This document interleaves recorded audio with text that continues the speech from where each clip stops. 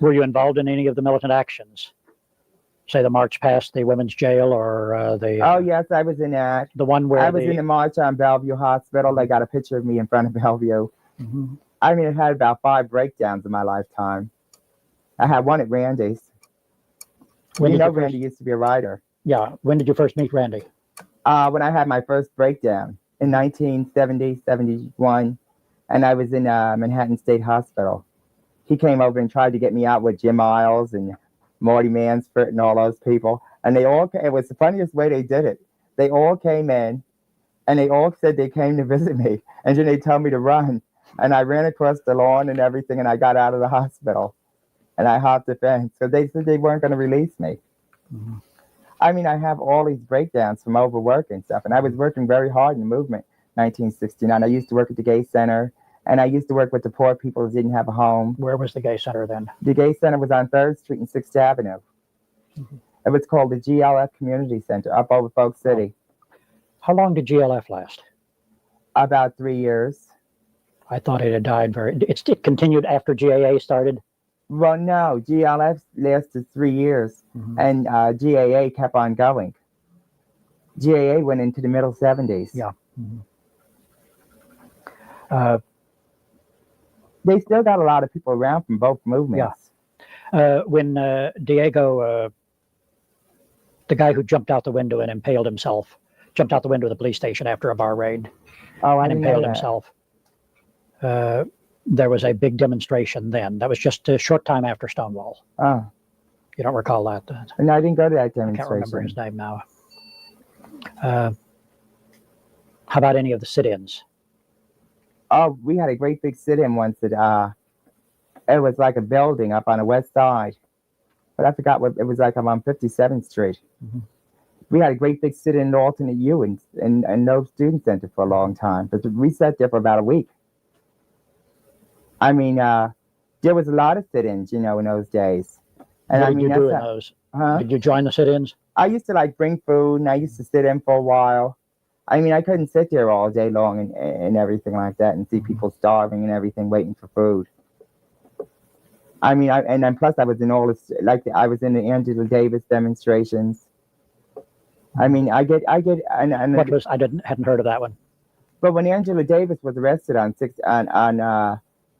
arrested by the federal government in New York, oh yeah, all the gay people went down and demonstrated in front of the Women's House of Detention to get Angela Davis out of jail. Mm-hmm. And we were all in that demonstration for a few days.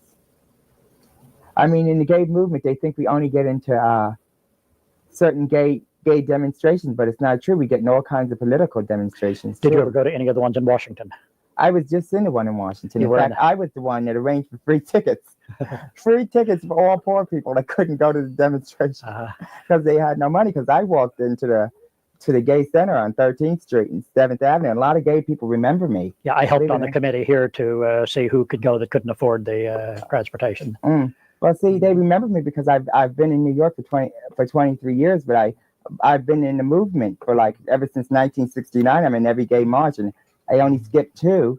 And I went back because Ed Murphy, who was the Grand Marshal for the Stonewall Riot contingent, he wanted me to ride in the car in 1970. I think it was 1976. Mm-hmm. It was just 2 years ago.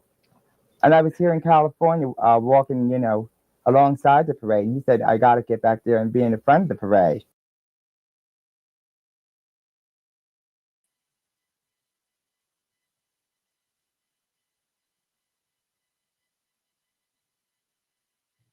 All right, here we go.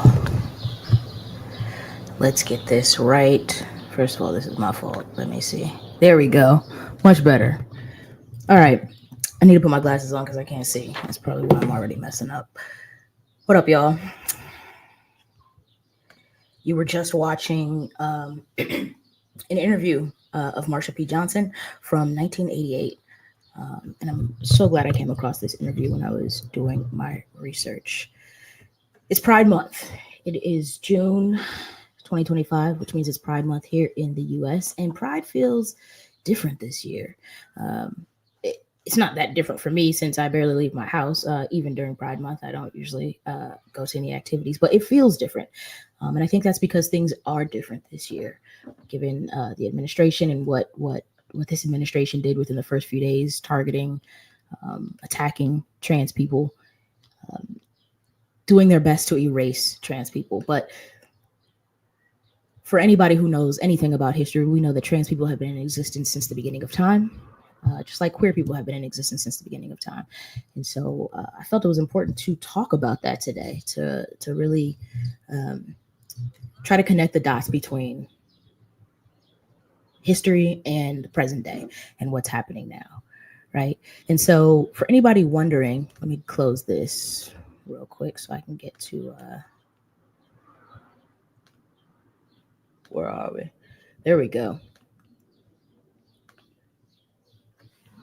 All right. So for anybody wondering what this has to do with Sikhi and what this has to do with Black and Sikh and why we're talking about this on Black and Sikh, I'm going to tell you. All right. So before we get into today's conversation, I want to begin by grounding today's topic in a conversation in who we are and why this space exists, meaning Black and Sikh. With roots in India's late 15th century Punjab, Sikhi was founded during a time of deep political corruption, religious violence, caste oppression, and economic exploitation. This was the backdrop against which our founding Guru Nanak Dev Ji, began teaching the principles of Sikhi, declaring there is no Hindu, there is no Muslim, only one shared humanity, united under one divine. The foundation of this faith, the core of Sikhi, is justice, equality, selfless service, or SEVA, and the sacred duty to resist all forms of oppression, from langar to SEVA, dying for the right to religious freedom. Sikh tradition has given us the blueprint, and from the beginning, it's required us to stand 10 toes down on the front lines of the fight for liberation and justice, right? So our gurus taught us spirituality is inseparable from social responsibility. And that's why for Sikhs, justice isn't optional, it's sacred. And our ancestors taught us, the ones who got us this far, they taught us that none of us are free until all of us are free.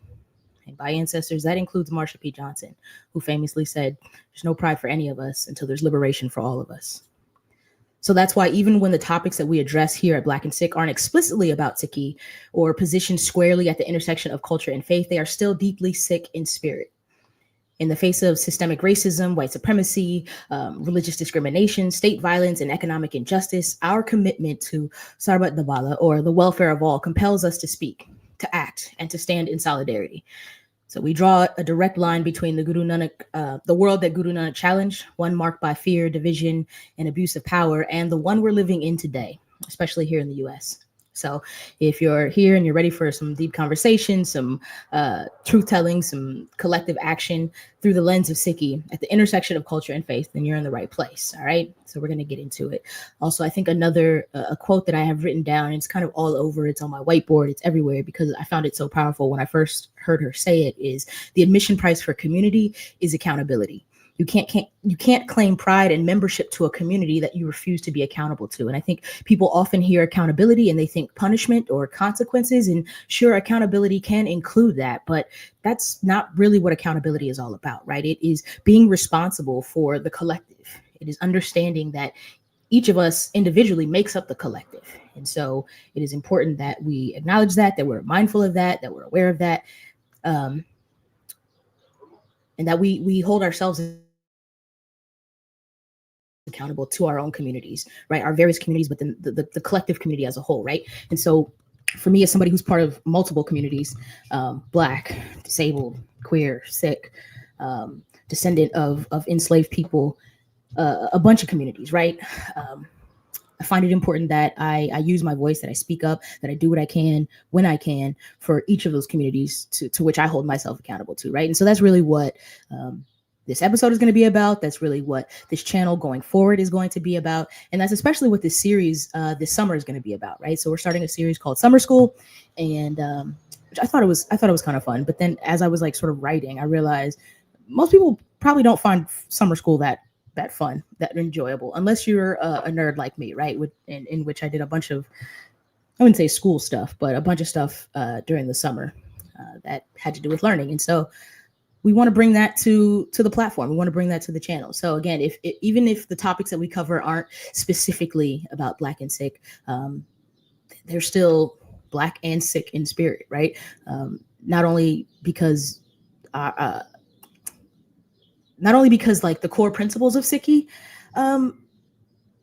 direct us to do this, but also because as Black Americans, like our ancestors and the people who came before us and the people who survived and like got us this far. And what I mean when I say got us this far is like those who sacrificed, those who did what they had to do then so that we could live the lives that we're living now. And as much as things have changed, so much has stayed the same, right? And so I think that's a problem. And so we're going to talk about that here today. And before we go any further, let me introduce myself. What up, y'all? Smalls here. I'm coming to you from Chumash and Tongva, otherwise known as Southern California. And I just want to welcome y'all to the intersection of Black and Sikh. And today I have with me, actually, if you've seen the last episode that we did, then you might actually be, or I think it was actually the episode before last, then you might be familiar with, I can't even say my guest today, right? Well, because we have Krista here, who's going to be our live producer going forward, especially for the summer series. Because I realized, man, I'm going to need some help. Like the ideas that I have, the things that we want to accomplish, I can't be doing all the tasks at one time. And so I'm really grateful to Krista here for helping us out. Krista, you want to introduce yourself to the people? Hey, y'all. It's Krista K. Michelle coming from Dallas, Texas. So I'm excited to help out with the series for the summer and just really deep dive into some deeper issues. So let's go. For sure. All right. So the first thing I want to start with is a reel by from Angelica Ross, right? And I read that quote earlier, right? The one about accountability and the admission price for community. And that's actually where I first heard her say this quote, right? And then I Googled it and I was like, is that like a famous quote? Did she come up with that? Because I just found it so profound because it is, I kind of find anybody who can like say a lot in very few words, I'm really impressed because I do not have that skill, right? I have considered myself a wordsmith at a time or two, but I can also be wordy. And so I really love that she said so much in so few words. So let's play that real quick. What's up, y'all? It's your girl, Angelica Ross. Lene asked me to come and step in and shake shit up for a minute, so I'm gonna keep it black, but I'm gonna keep it brief. After the month we've been having, I just have one question to ask you. Do you want to get free or not? I mean, you probably heard this a couple times, but do you really want to see liberation for all Black people? Or do you want the privilege to create a spinoff of white supremacy, where Black cisgender heteronormative men are supreme, and where Black cishet women are almost as supreme, but just underneath them? You know your place. And the rest of us Black, bisexual, lesbians, gays, trans people, non-binary folks, what? We don't count when we say Black Lives Matter? We've been doing a lot of championing about the human rights issues abroad, but right here at home, it's been a shame to watch Black folks pin Black issues against LGBTQ issues as if they're mutually exclusive, and they're not. As a Black, trans, non-binary woman, I want freedom for all of us, and I want it now. My rights as a Black trans woman do not need to come at the expense of the movement for Black lives. In fact, folks like myself, Marsha P. Johnson, Audre Lorde, Bayard Rustin, Angela Davis, James Baldwin, and so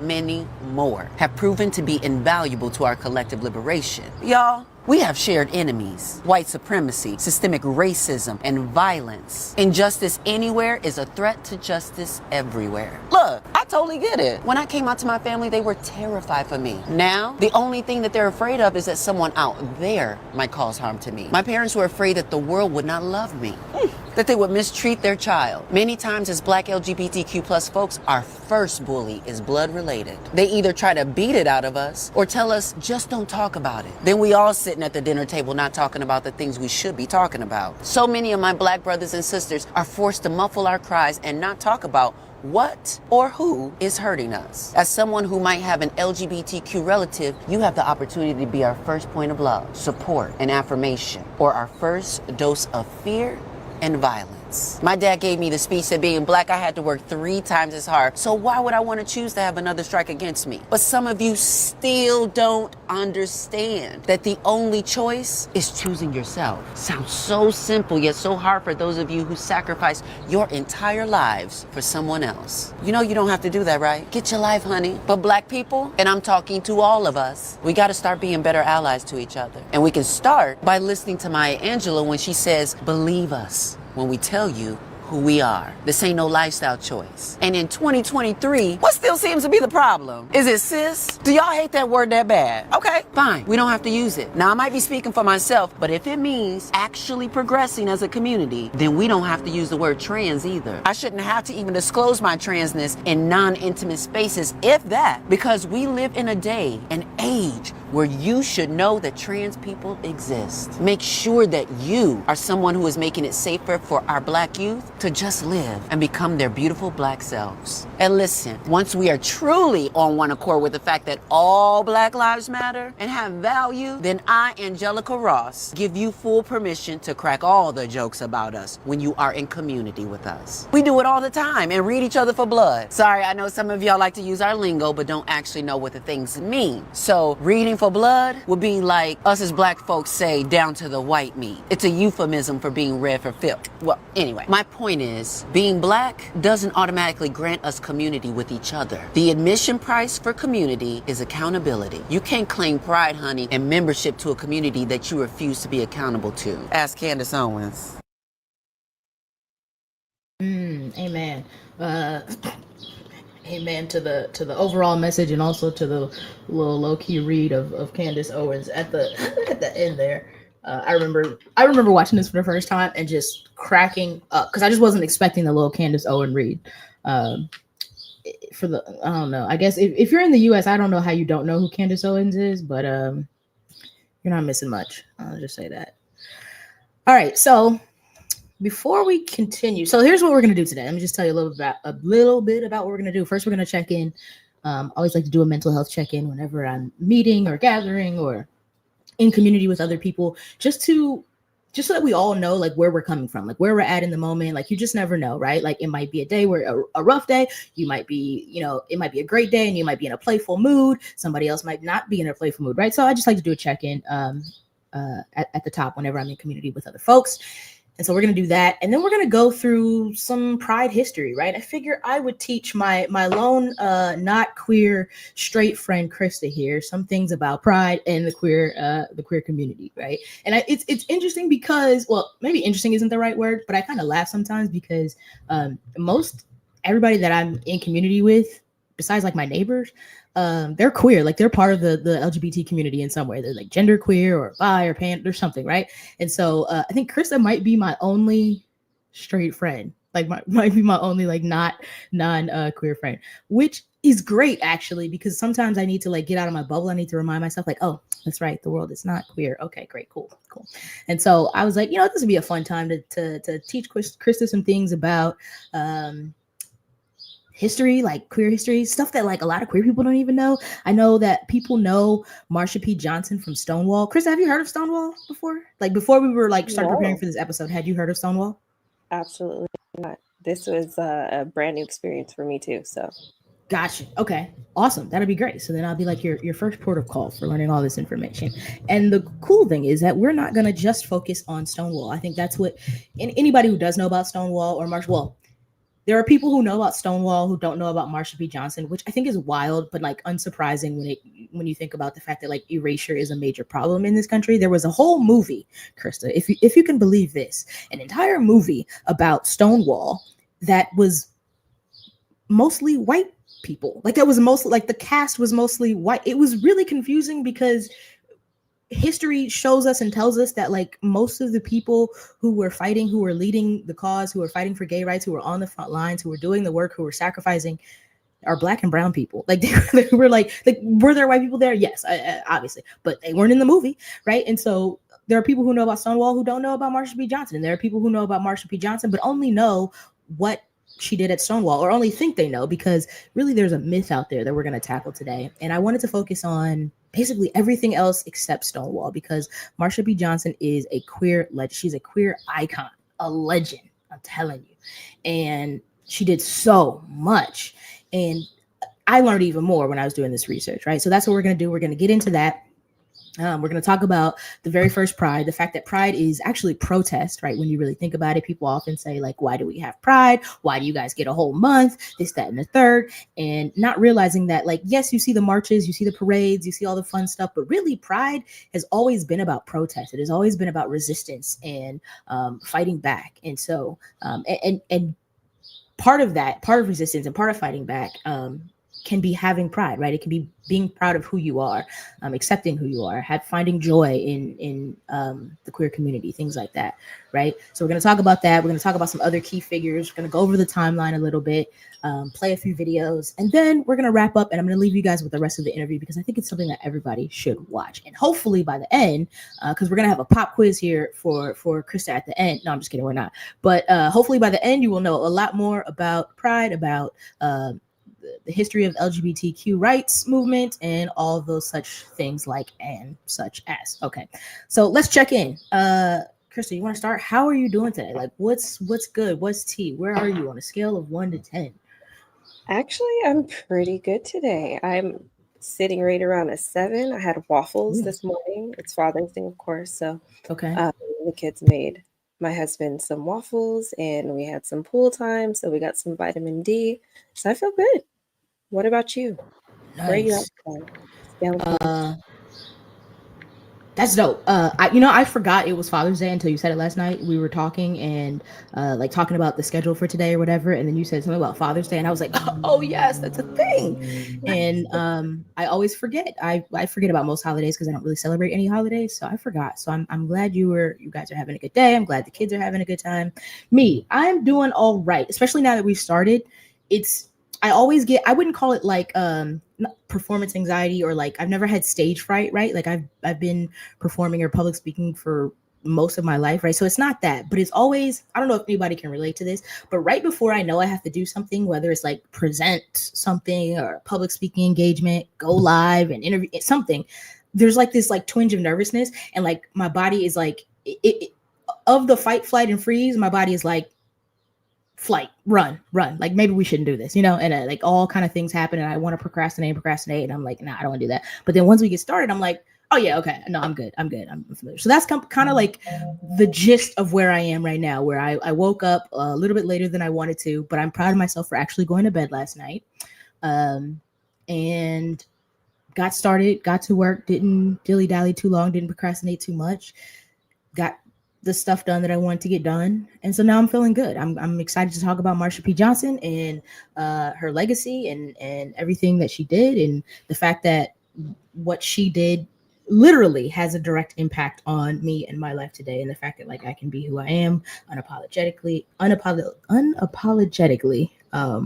and proudly. So I'm excited, if that makes sense. You went to sleep last night. Yeah, I know I am too. Because I was like, I do this thing, and I think I've been told like this happens a lot with people with ADHD. So I don't know if like you experience this or not, but like because it can take me so long to get up, get going, get started, and then like get focused, it's like I feel like I can't go to bed because I haven't accomplished all that I want to accomplish. I haven't done enough. And then I just have to start the process over the next day because I have to get up, get, situated, then get focused. And like, am I going to take medication that day or am I not? So yeah, but I was like, you know what? I don't want to be tired during the stream tomorrow. And I've already done, it's that thing I told you where like, it feels like it's never enough. Like I never feel fully prepared, no matter how prepared I actually am, right? I don't feel like it. And so I was like, you know what? I just talked myself out. I was like, stop fighting it. Stop fighting sleep. You're not a toddler. Like be an adult and go to bed. And so I did. I took my behind to bed last night. So, I don't know if that contributes to why I'm feeling all right today. I would say I'm at a 7 today. Like most days I'm at like a 5, and like just because it's like not great but not bad, like I'm just pretty neutral. But today I feel good. I feel like it's a 7, and I think it's just because again I'm excited to talk about Marsha P. Johnson. So good, let's do it. All right. Okay. So first question: why do we have LGBTQ Pride? I'm gonna play a video for you. We're gonna play a video for you by I don't even know how to pronounce this person's name. Kine. It's spelled Kyne. And it's a TikTok, and it's a TikTok that I'm actually that Chris actually found for us. And I'm really happy because I don't use TikTok. I don't like TikTok. I suck at it. I know that if I learn it, I'll be fine. But then the other problem is, and you can tell me if you have this problem, when you open TikTok, videos just start playing. Like you don't have to like go find anything. You don't have to click. They just start playing, right? And then you watch that, and another one plays, and then another. Like it's so good at sucking you in that I will open the app to do one thing, to send a message, to find something, to get a link, and the next thing I know, it's an hour later, and I don't know how many videos I've watched, and I'm like, that's not what I was supposed to be doing. So that's another reason I don't really like TikTok. Down the rabbit hole. Exactly. Down the rabbit hole. But anyways, we're going to try to avoid that today, and we've got these already planned out, and so we're gonna watch this video by, again, I don't know. I apologize if I figure out how to say it. I'll let you know. But let's check it out. Let's hear a little bit of history and why we even have LGBTQ Pride in the first place. Month this year, but why do we have Pride Month in the first place? In the 19th and 20th centuries, it was pretty much illegal to be gay. You could be arrested and banned from ever working with the government. The FBI kept a list of known homosexuals and used them to find other homosexuals and arrest them. Gay people created safe havens where they could hang out and be themselves, and one of these was the Stonewall Inn in New York. On June 28th, 1969, they were raided by the police, who, as usual, lined up all the patrons, checked their IDs, and verified if their clothes were the right gender, before finally arresting them. But this night, the crowd fought back. Among them, the drag king Stormy DeLarvery, who shouted, "Why don't you people do something?" Some witnesses say the first brick was thrown by Zazu Nova, a trans sex worker. However it started, it evolved into a full riot, with hundreds of working-class queer people throwing pennies, bottles, and rocks, and it lasted 3 days. That rebellion was the beginning of us discovering our power as an organized force to be reckoned with. A year later, the first gay pride march was held on Christopher Street,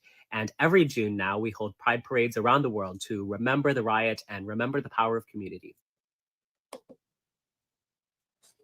I think that's some awesome history. They tackled a few, I'm not sure of their pronouns either, so I apologize for that. I usually have them written down, but I don't think I wrote them down this time, which is my bad. So why do we have LGBTQ Pride? The same reason that we have Black History Month, right? It is to sort of balance out the scale. It is to acknowledge the fact that as much as we are created equal and we are supposed to be equal and we are equal in terms of value, we are not treated that way. And it's something that a lot of Sikhs will say, right? We're all equal. We're all the same. Equal does not mean same, right? And just because things are how they're supposed to be, just because that's how we have been directed to operate by our gurus, that does not mean that's how everybody does operate. That is not how the real world is. It's the same reason that we say BLACKxSIKH, or that we say, that we will invoke our identities in some shape, form, or fashion, right? We're supposed to be equal, but we're not. And so that's really what Pride is about, right? At the very beginning of the stream, you saw part of that interview from Marsha P. Johnson talking about the fact that they could go. I think this played, like, Chris, tell me if I'm wrong, because I've seen the interview, so I can't remember exactly which part it is, but Marsha P. Johnson talks about the fact that at the time there was really only one gay bar. And so you're thinking, well, why do you need multiple gay bars? Why can't you go to the regular bars? Oh, because people were not being treated fairly. People couldn't be around their own kind. They could not imagine going to a quote unquote straight bar and trying to approach somebody or trying to talk to somebody or trying to dance with somebody of the same gender, and then they get upset and things get violent, right? You don't want to do that. So gay bars are often safe spaces, right? And at the time there was only one.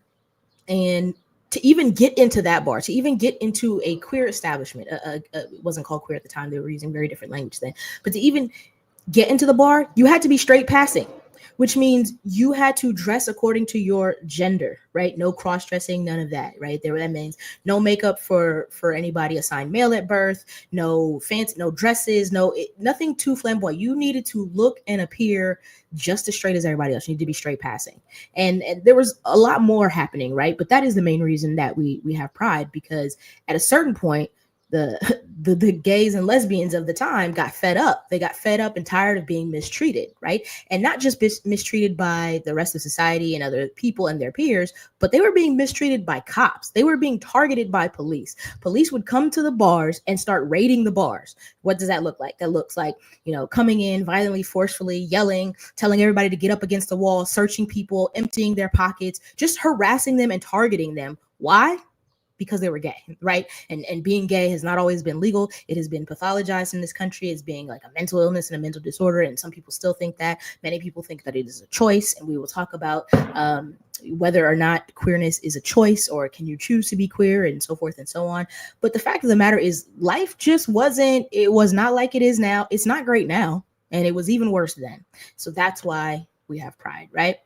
And so then the question for me was like, actually, it wasn't a question. As the more research I did, the more I was like, oh, okay, Pride and Sikhi have a ton in common, right? We talk about the core principles of Sikhi, justice, equality, fairness. That's what Pride is about. That's what LGBTQ Pride has always been about.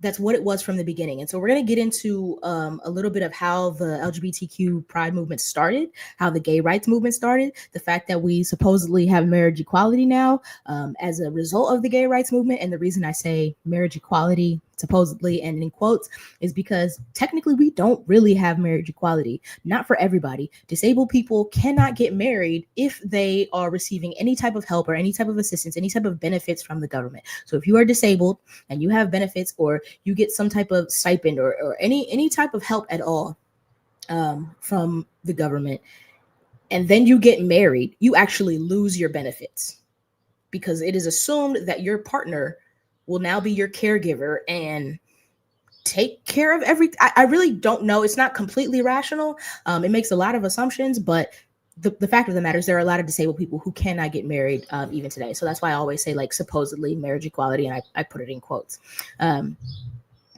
Okay, so that's what we have in common. And then there's another TikTok that I want to play for y'all.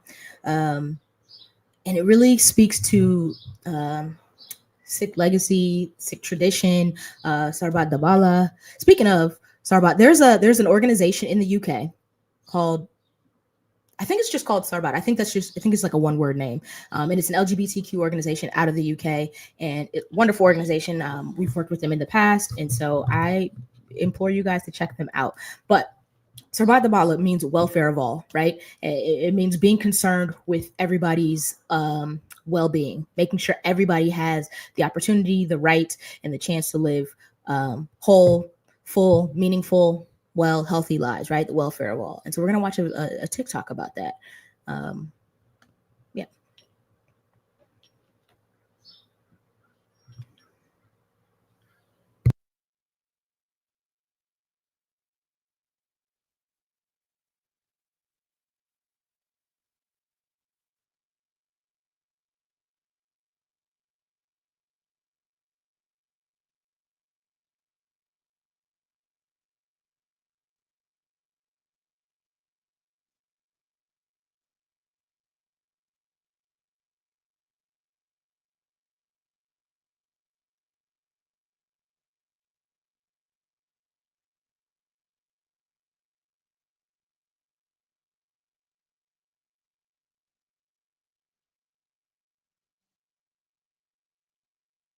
So there's nothing on stage. Let me see if I can, let me add it. There we go. All right, let's start it from the top. I didn't realize, I thought you were still pulling it up. Okay, let's start from. This is my younger brother. There we go. He's never cut his hair. He ties a turban every single day. We are part of the Sikh faith. So what's with the turban? Sikhi was born out of rebellion. When people were forced to convert, when caste and patriarchy ruled, our guru said, enough. All humans are equal. We were told to stand out so anyone in need could find us. That's why you'll see Sikhs leading humanitarian efforts all over the world. Turbans were once worn by kings, and our guru said, now everyone is royal. Everyone is sovereign. But today, that same visibility makes Sikh boys targets. Bullied, hate crimed, mocked. In school, my brother turned ignorance into education. He walked with his shoulders high because he knew it wasn't his shame to carry, it was their ignorance to confront. That's the spirit of a Sikh. We've been persecuted several times before, but we've never bowed. So the next time you see a Sikh in a turban, know it carries a legacy of resistance, of service, of strength. We stand tall, and we always will. Yeah, I love that. I love that. I think that was a really, excuse me, a really dope, succinct way of talking about the Sikh legacy, but also making it so that is like a real life example, right? It's one thing to like read about things, to read about concepts and things of that nature, but then to see it play out, to see it in practice is a different situation. So I love that one. Okay, so we're gonna play a little quick game here, and if you're watching the stream, you can play along. But this is all, I guess maybe it is kind of like a pop quiz for Krista. Unless you have some for me, then I will guess. But this, I think, is a good way to show really the similarities and the overlap in the values and the principles. Like the shared values and principles of, queer icons who have been fighting for queer rights, Black revolutionaries, so Black Americans who have been fighting for civil rights, as well as our Sikh gurus who have basically commanded us to fight for civil rights, right? And so I have a couple of examples. This actually might be cheating. Let me see. Did you have any examples or any quotes for this? No, I just came for the quiz, girl. You just for the quiz. All right, bet.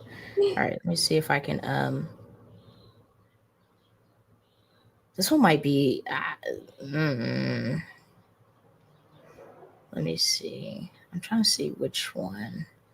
I feel like there might be like too easy. I'm also trying to find my list of quotes. What did I do with them? This is what happens when you do too much research. I do think that there is a such thing as like too much research, right? Like I just keep going and keep going. All right, hold on one second.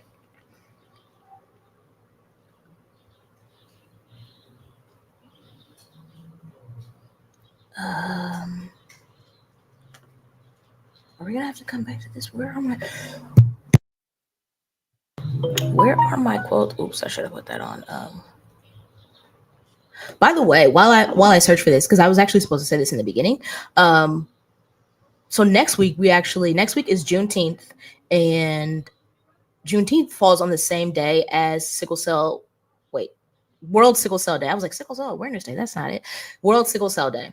And so if you don't know what sickle cell is, that does not surprise me, despite the fact that it is considered it is the most common genetic blood disorder in the US, and it is among the most common of all genetic illnesses in the US. Most people still don't know what it is. That's okay. We're going to talk about it. We've got a few guests coming that I have been wanting to talk to. I've been wanting to interview for the longest. And so hopefully we can do that. Okay, hold on one second. All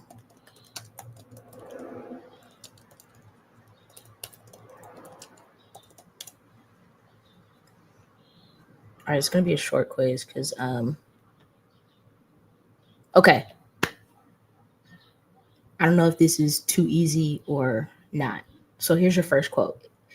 Was this said by a Sikh guru, a Black revolutionary, or a queer icon? No pride for some of us without liberation for all of us. What do you think?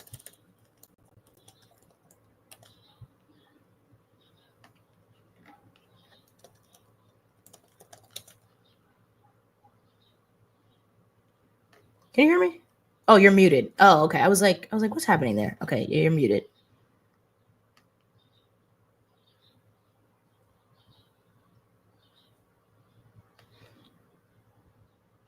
Oh, I think Krista might be dealing with some internet issues because of the storm. No, we're good now. Oh, you're good. Okay. I was like, repeat the question for me. Okay. No pride for some of us without liberation for all of us. Was it a Sikh guru? Was it a Black revolutionary? Or was it a queer icon? No pride for some of them. I'm going to go with a Black revolutionary or Black activist. Okay, I guess technically that's not wrong, but it's also a queer icon. That was actually said by Marsha P. Johnson, right? I was going to say, I feel like I heard it recently. And I think when we were doing all the research and watching the videos and stuff, I remember her saying that. So technically, you tricked me and it was both. Okay, I guess. Okay, sure. I at Okay, least get yeah. half a point for that one. Yeah, okay, we can go with half a point for that. We can go with half a point for that. All right. The next one. Without community, there is no liberation. Without community, there is no liberation. Queer Was that icon. queer icon, Black revolutionary, or a Sikh guru? Queer icon. Or both. That's a good one too, because that was actually both. That wasn't Yeah, intentional. I didn't think about that this time because that wasn't intentional. But it technically is both because that was actually said by Audre Lorde, one of my favorite authors of all time. Anytime somebody's asking me for nonfiction book recommendations, Audre Lorde is always on the list, usually at the top of the list. She was an author, a poet. She's also an activist. She did a lot of work.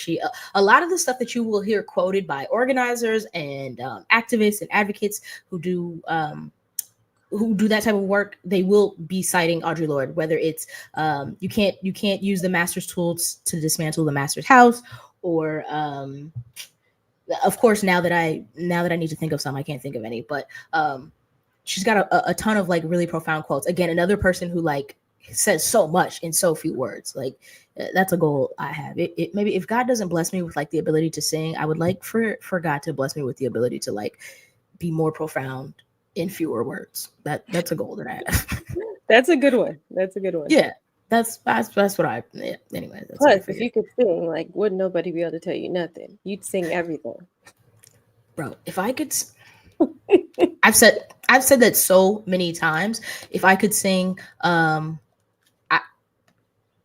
would be a menace. Like I would be. I don't think I would be a good person. Like I think my ego would be like. I don't know. It would just. I've long since said like, oh God knew what he was doing. God knew what he was doing. Like, clearly. Yeah. All right. So we got another quote. Freedom is never granted. It is won. Justice is never given. It is exacted. Queer icon, Black revolutionary, or Sikh guru? I'm gonna go with Sikh guru with that one. Okay. Sorry to tell you, that one was a Black revolutionary. Wow. And to my knowledge, not queer. But I love this quote because, well, one, it could have been said by one of our gurus, right? There is a lot of talk in the Guru Granth Sahib, like our religious text, that talks about this, that sounds similar to this. Freedom is never granted, it is won. Justice is never given, it is exacted. And I think a good I was watching Olay and it would have been Olay and Friends, I think, a video. She was doing like a live. Actually, I don't think it was a live, but she does these videos where it's her and like several other, creators or other people, educators, advocates, activists, whoever. And they were talking about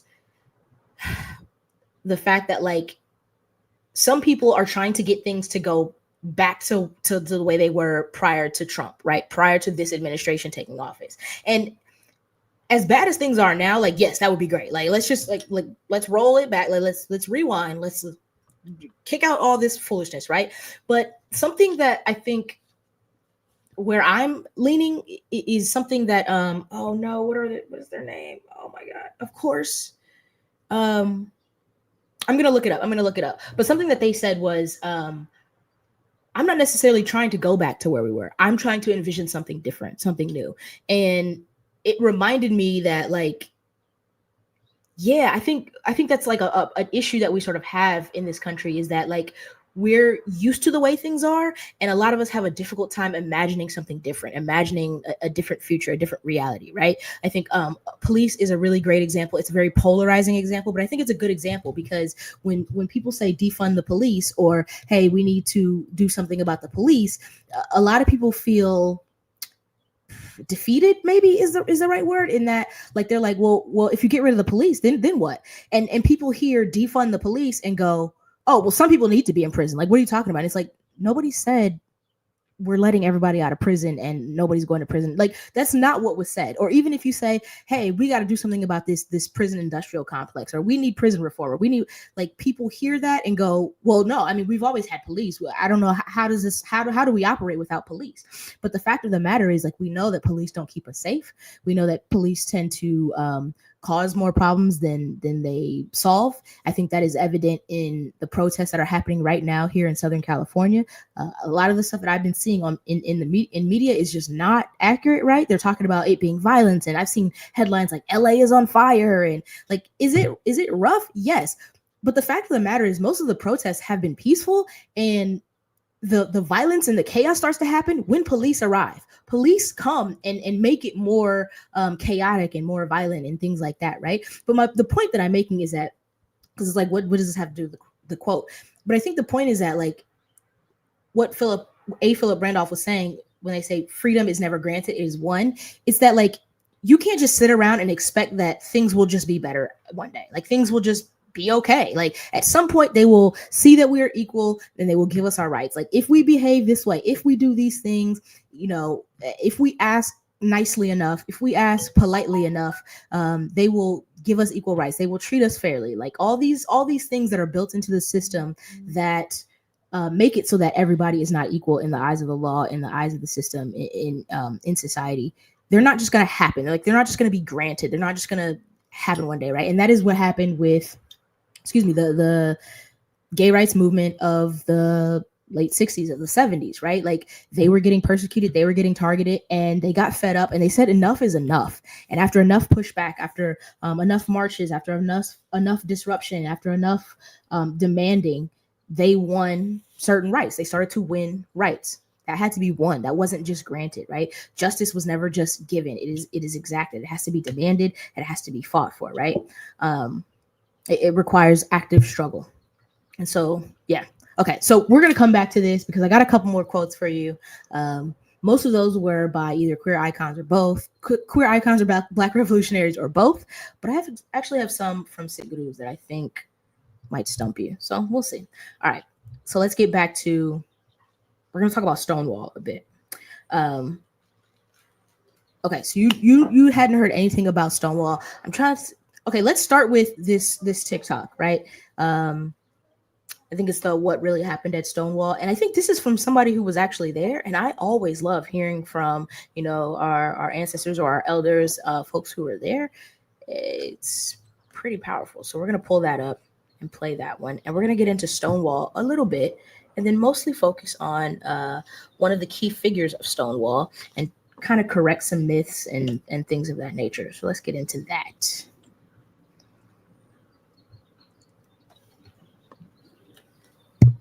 In 1969 was involved in the uprising in 1969 at Stonewall. And for the record, it was not a riot. What happened was Judy Garland had died and they were having her wake uptown.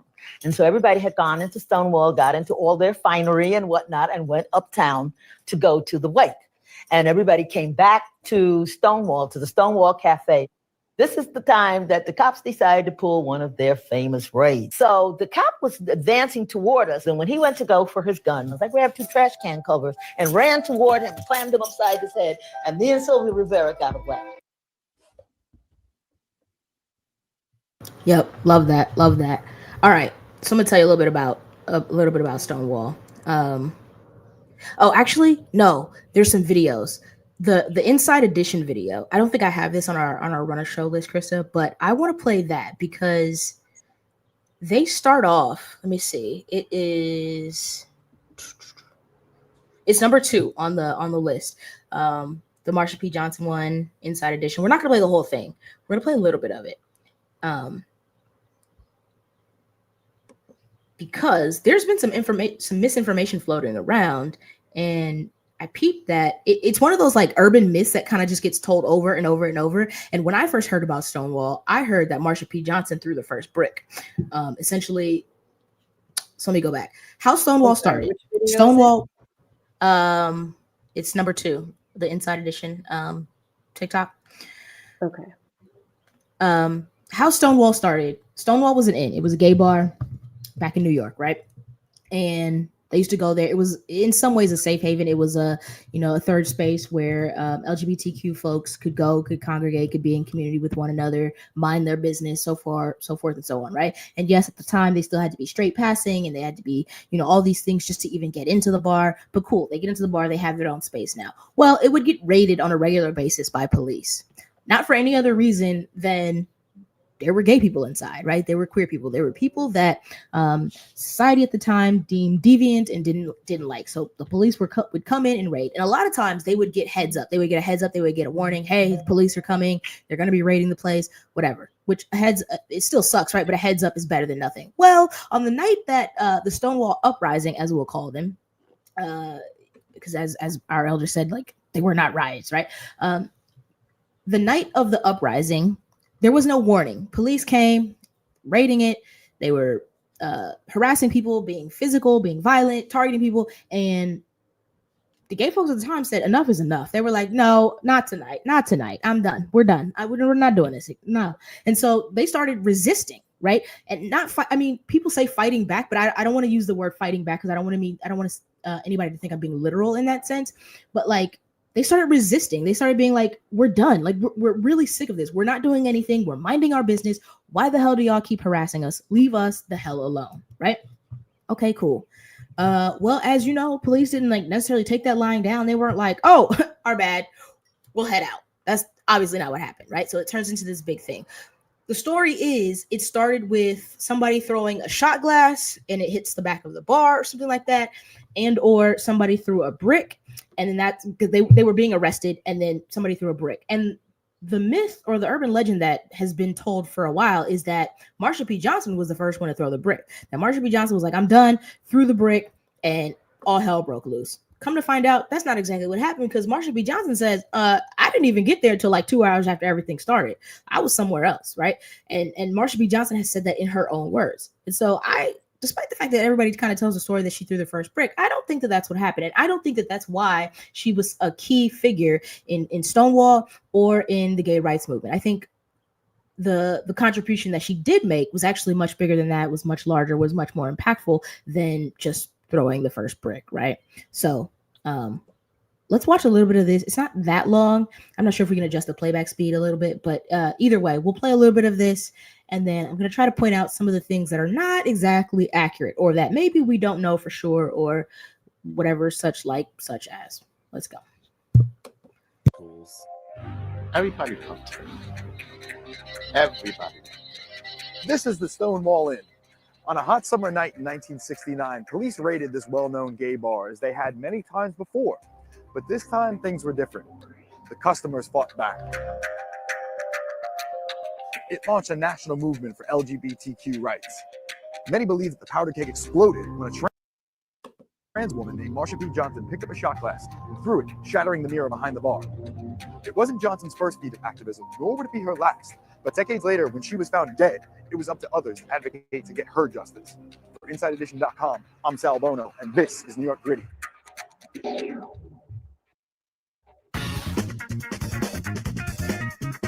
The city was totally different, and it was kind of wild.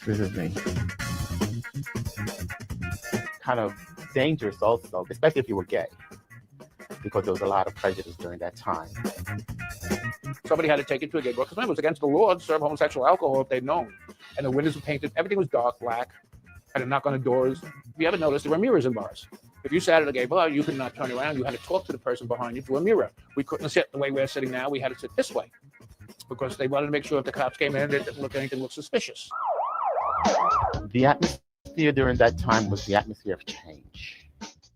It was a very exciting time and era, but also as far as the justice system and the rights of people were demanding their rights.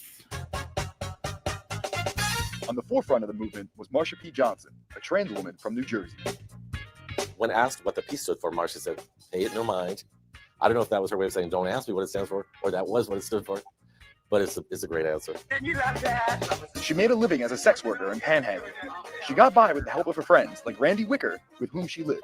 You'd be surprised how many gorgeous clothes Randy got around here for me that I don't even wear. So Marsha came in that night, slept on the floor, and was here for the next 12 years. Tomorrow morning, I'll give you the breakfast sheet when I'm fixing breakfast for you. Yes. She was a great educator because I was a transphobic. I had no understanding of gender identity, and I don't think most other people did either. There's always been discrimination within the queer community, and in the 60s especially. Marsha and Sylvia Rivera, her fellow compatriot, actually were told not to march in the gay pride parade because the gays didn't want drag queens. They thought they were bad for the image of the community. Can you imagine? This was way before Drag Race. On June 28, 1969, police raided the Stonewall Inn. During previous raids, customers may have put their hands in the air or tried to run away. That night was different.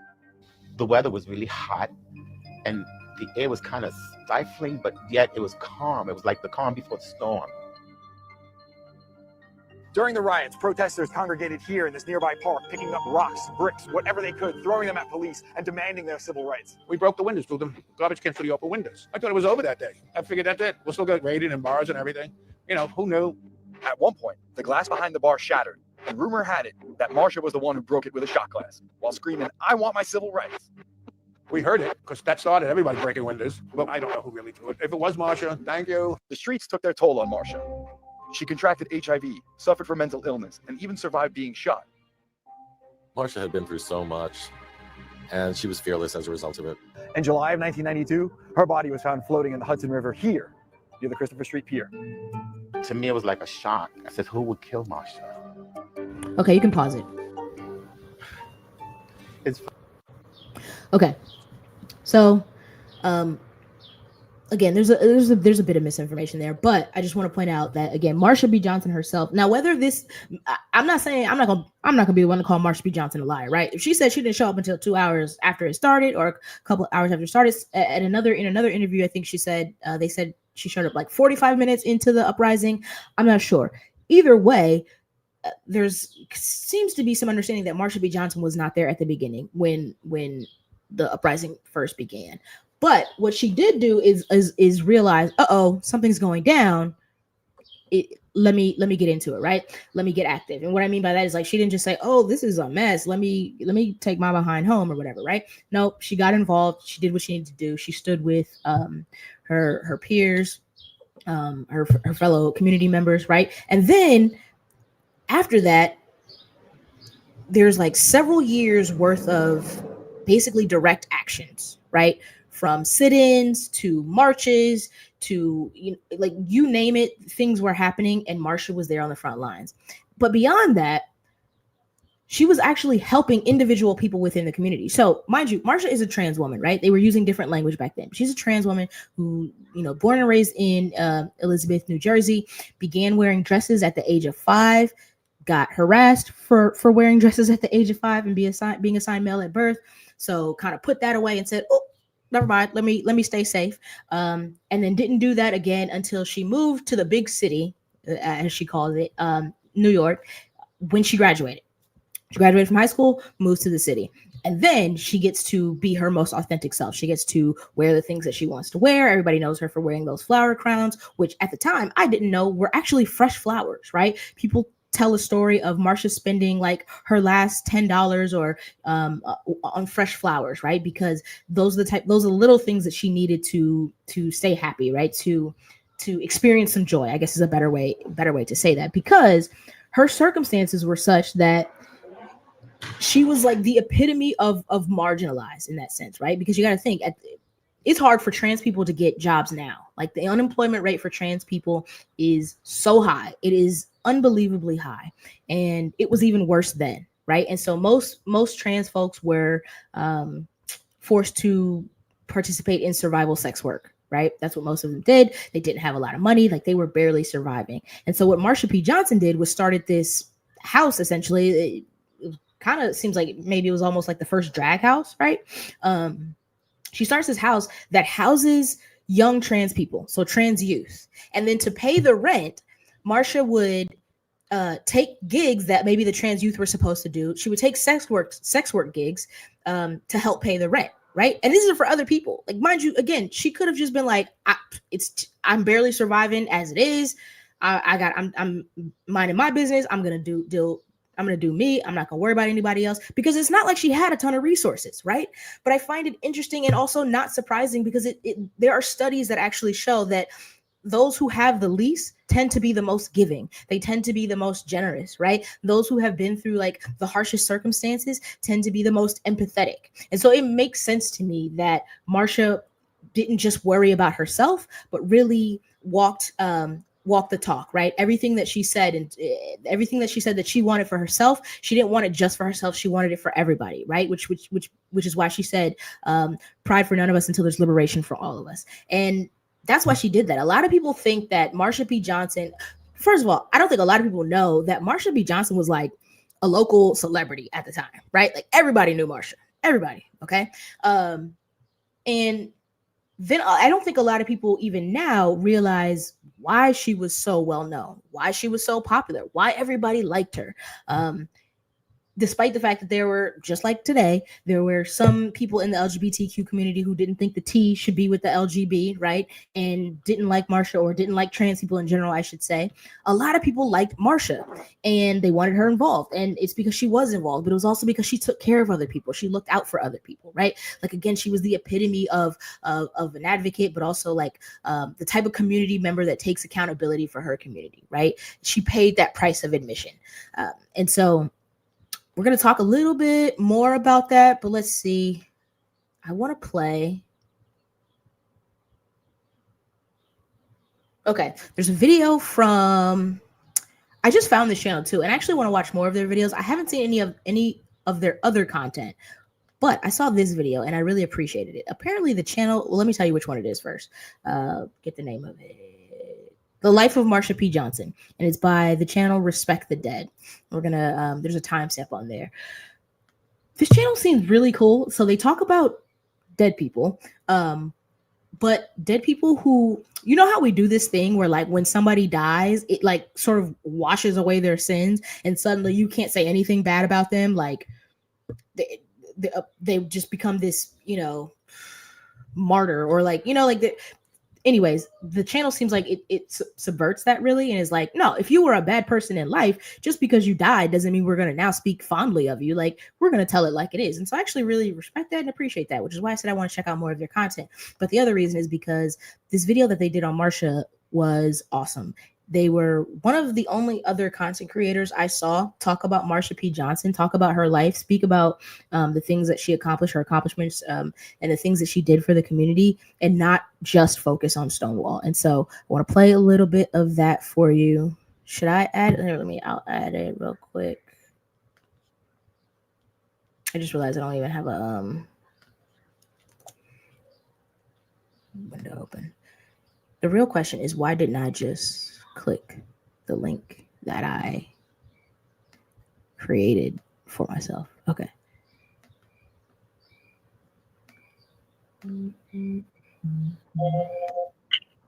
Oh, shout out to former me for linking it right where we need to start. Okay, let's go.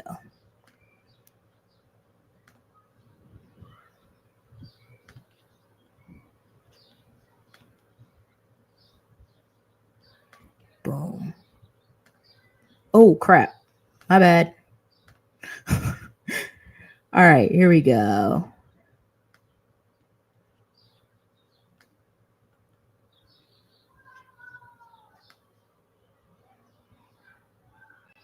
This is from the channel Respect the Dead. It's called The Life of Marsha P. Johnson. There will be a link in the description so you can watch the entire video. But I want to play this little bit for y'all. So in the early morning hours of June 28th, 1969, the beginning of the Stonewall uprising occurred.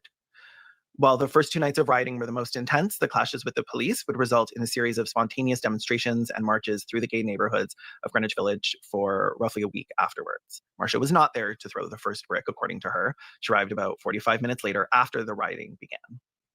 She did riot, and she did fuck shit up, but it was Stormy who kicked this all off. Right. But what Marsha should be known for. Oh, okay. So what they're talking about is they mentioned Stormy, and Stormy is another key figure that does not get talked about nearly as much as they should, right? Because it seems like when we do a little bit more research, do a little bit more digging, and talk to the people who are actually there at the time, you know, like people who are still alive, like not now, like not today, but like, although there are some people who are still alive. Anyway, it seems like Stormy was maybe the one who kicked things off. And what I was going to say earlier when I said, because I realized I didn't finish my sentence, what I was going to say earlier was, I'm not saying Marsha was lying, but I'm saying there could be multiple reasons for saying, oh, it wasn't me, I didn't do it, whatever. Like people, you know, might be worried about prosecution or whatever. I don't think that would be the case now today. I think people would probably, admit to whatever part that they played in the uprising, but that is a potential reason why, you know, maybe there's confusion about who did what. But also I think is like nobody was like documenting things at the time. Like, of course there were journalists that were there that were documenting things overall, but like during the actual uprising itself, I don't think that there was like a person there like taking notes like, oh, okay, Stormy threw the brick. Okay, Marsha arrived at 45. Like, I don't think that that was happening, right? So it can be difficult to remember. And Marsha even says as much in the interview that she did, saying like, oh, that was a few years ago. I don't remember who was all there. Like, I don't remember exact names. This is what happened. This is the gist of it, so forth and so on. And so I just wanted to make mention of that. It's the person that they're talking about is Stormy, who is believed to have been the person who threw the first brick that sparked things off, that started things up. And I believe Stormy was, let me see, because I want to get this right. I don't want to mess this up. I believe Stormy was a lesbian at the a lesbian who was, yeah, okay, I'm not wrong. Stormy was a butch lesbian and drag king performer, widely believed to have physically resisted police, possibly sparking the uprising. Her actions are considered one of the catalysts of the Stonewall uprising. Okay, so I just wanted to make sure I got that right. So that's who they're talking about. Let us continue.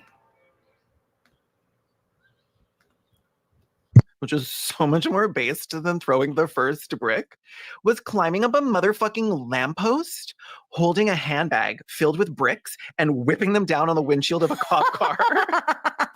Okay, that is fucking, first of all, the strength. Second of all, the grace. Like to be able to climb up a lamppost, period. But to be able to climb up a lamppost with something in your hand. Like, well, that's her handbag always had bricks in it. We'll get back to the other way she used them on cops later. I see. Amazing. I love when people are like, why would she even have a brick? I'm like, bitch, Marsha always had bricks. Well, okay, maybe this is like the truth and the lie that she threw the first brick at Stonewall. Because I've also heard that there's like debate over whether like the bricks were actually thrown or if it was just people throwing glasses. So maybe she came with her fucking bricks. Yeah. And she was at like 45 minutes later and she's like, I got bricks, guys. I got some bricks.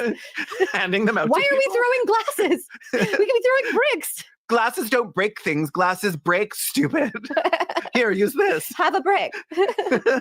For an incredibly extensive look into this time period, you can watch Drop the Tea, a documentary I made with Sarah from The Leftist Cooks, and it's available for free on YouTube. The link will also be in the description. All right, so just more information about why there may be some confusion, why there's this. It's almost like a game of telephone. You know what I mean? Like, one person tells somebody something, they tell the next person, but by the time the third person is telling the story, it's got added details. And I wish I used to clown my mother about this, because my mom is the worst about retelling stories. She will leave stuff out. She will add stuff. She will change details. I mean, it's a story that could have just happened 5 minutes ago, but like in her head, it's getting all jumbled up. I have seen so many times her retell a story and I'd be like, that's not what happened. That didn't happen either. You forgot this part. What are you saying? That is not the story. What are you doing? Right? Like, so I know that it's possible for things to like get like construed and for, you know, have this sort of like game of telephone happen and mess up the story. So I don't know. Maybe that's what happened. We don't know. But it seems like Marsha did not throw a brick that started the uprising. It seems like Stormy may have been the one to throw the uprising. And I believe it's because, again, that she was being harassed by police and it was just sort of like fed up. And then, you know, people kind of said like, girl, I got your back. Don't trip. So I think that's what happened. All right, let's continue. I think there's one more part of this that I wanted to play. Let me just check. Let's see. I don't see it. Oh, that's because I'm on the wrong section. Okay. Oh, yeah. 4120. Let's get to it.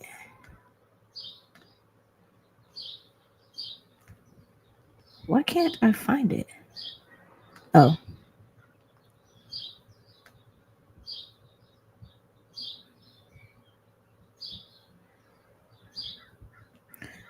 Okay, let's just. I love that. Not an ad. Not an ad. It's not gonna make me get YouTube Premium, so we're just gonna have to deal with the 5 seconds of an ad because. But you know, when you were talking about who threw the brick, that's what it reminded me of. This that movie. What was that movie where you have everyone's different perspective of the same events? Like Crash? Was it Crash where you get to see everyone? Oh, I barely remember Crash, but I do remember Crash. I remember being impressed by Crash, and movies don't often like impress me. Like, I'm not saying like it's because I'm some big movie critic. I just don't watch a lot of movies. No, same. But like, I remember being impressed by Crash. Is that what happened? Is that what it was? Like everybody had like you were able to see had a POVs? different perspective of the same event. Yeah, it was like a bunch of POVs in one video, which Yes. the most you might get is like 2 POVs, right? But this one had a lot. I remember that. Yeah. That's what it brought to my memory when you said that about the who threw the brick. See, that seems a little different because it's one thing to be like, oh, we have a different perspective. It's another thing to just get the facts wrong, right? Like to just be like, oh, actually, she threw a brick when nobody threw a brick. Maybe Marsha actually just smashed a car window with the brick. The pigeons in New York are so big. Maybe a pigeon threw the brick, or it fell off a building. Maybe it fell out of the sky and crashed into a windshield. Right. I don't know. Or maybe like there's also talk of like a shot glass being thrown. So maybe it's actually that a shot glass was thrown and Marsha used the bricks to smash a window, and there was actually no throwing of any brick, which would be kind of odd. Or maybe someone dropped their cup. They got bumped into. The cup fell. It shattered. I mean, in my mind, everybody at Stonewall outside of the police was innocent. So yeah, we can go with that. It just was like stuff fell out of the sky and they just helped the resistance. I'm done. Yeah. Let's go with that. Exactly. All right. Okay. So we have this here. Let's play the rest of this. Oh, it's movie star. Like an old film star. Yeah. At this time, Marsha and Sylvia created Star House, a shelter for homeless LGBTQ plus youth, and paid the rent for it with money they made themselves as sex workers. Some of these young people had been doing survival sex work on the streets themselves. So Marsha and Sylvia would do anything they could, including taking jobs for them in order to keep them housed. Oh, man, that's this was hard. obviously not a scalable or permanent solution to anything. It was a Band-Aid, but it was a Band-Aid that changed lives and potentially saved them as well. Because these were people that were like younger than like even Sylvia was. Than them. Like, that was the first thing I thought is like they were so young and they were immediately having to mother all of these kids. Yeah. And it didn't start as a drag house, but So I'm just going to pause right there because I want to emphasize something and put things in context. A lot of times we think when we hear about like our ancestors, our elders, our heroes, people in history books, we often see them as like this other, we sort of pedestalize them, right? Like we put them on this pedestal like, oh, I could never do that. Or we also tend to think that they are much older than maybe they were. I want to like contextualize this and remind everybody, these folks were in their 20s, right? Like many of them, their early 20s. They first came, Marsha especially came to New York mad young, right after high school, right? And when they started resisting, when they kicked up the movement, they were in their early 20s. Okay. So we're not talking about somebody who's like 40, been doing this for a minute, has all this like they were doing what they needed to survive. And they were also looking out for the community, right? Like like the epitome of mutual aid. And so I think that is important because oftentimes we sort of discount ourselves. And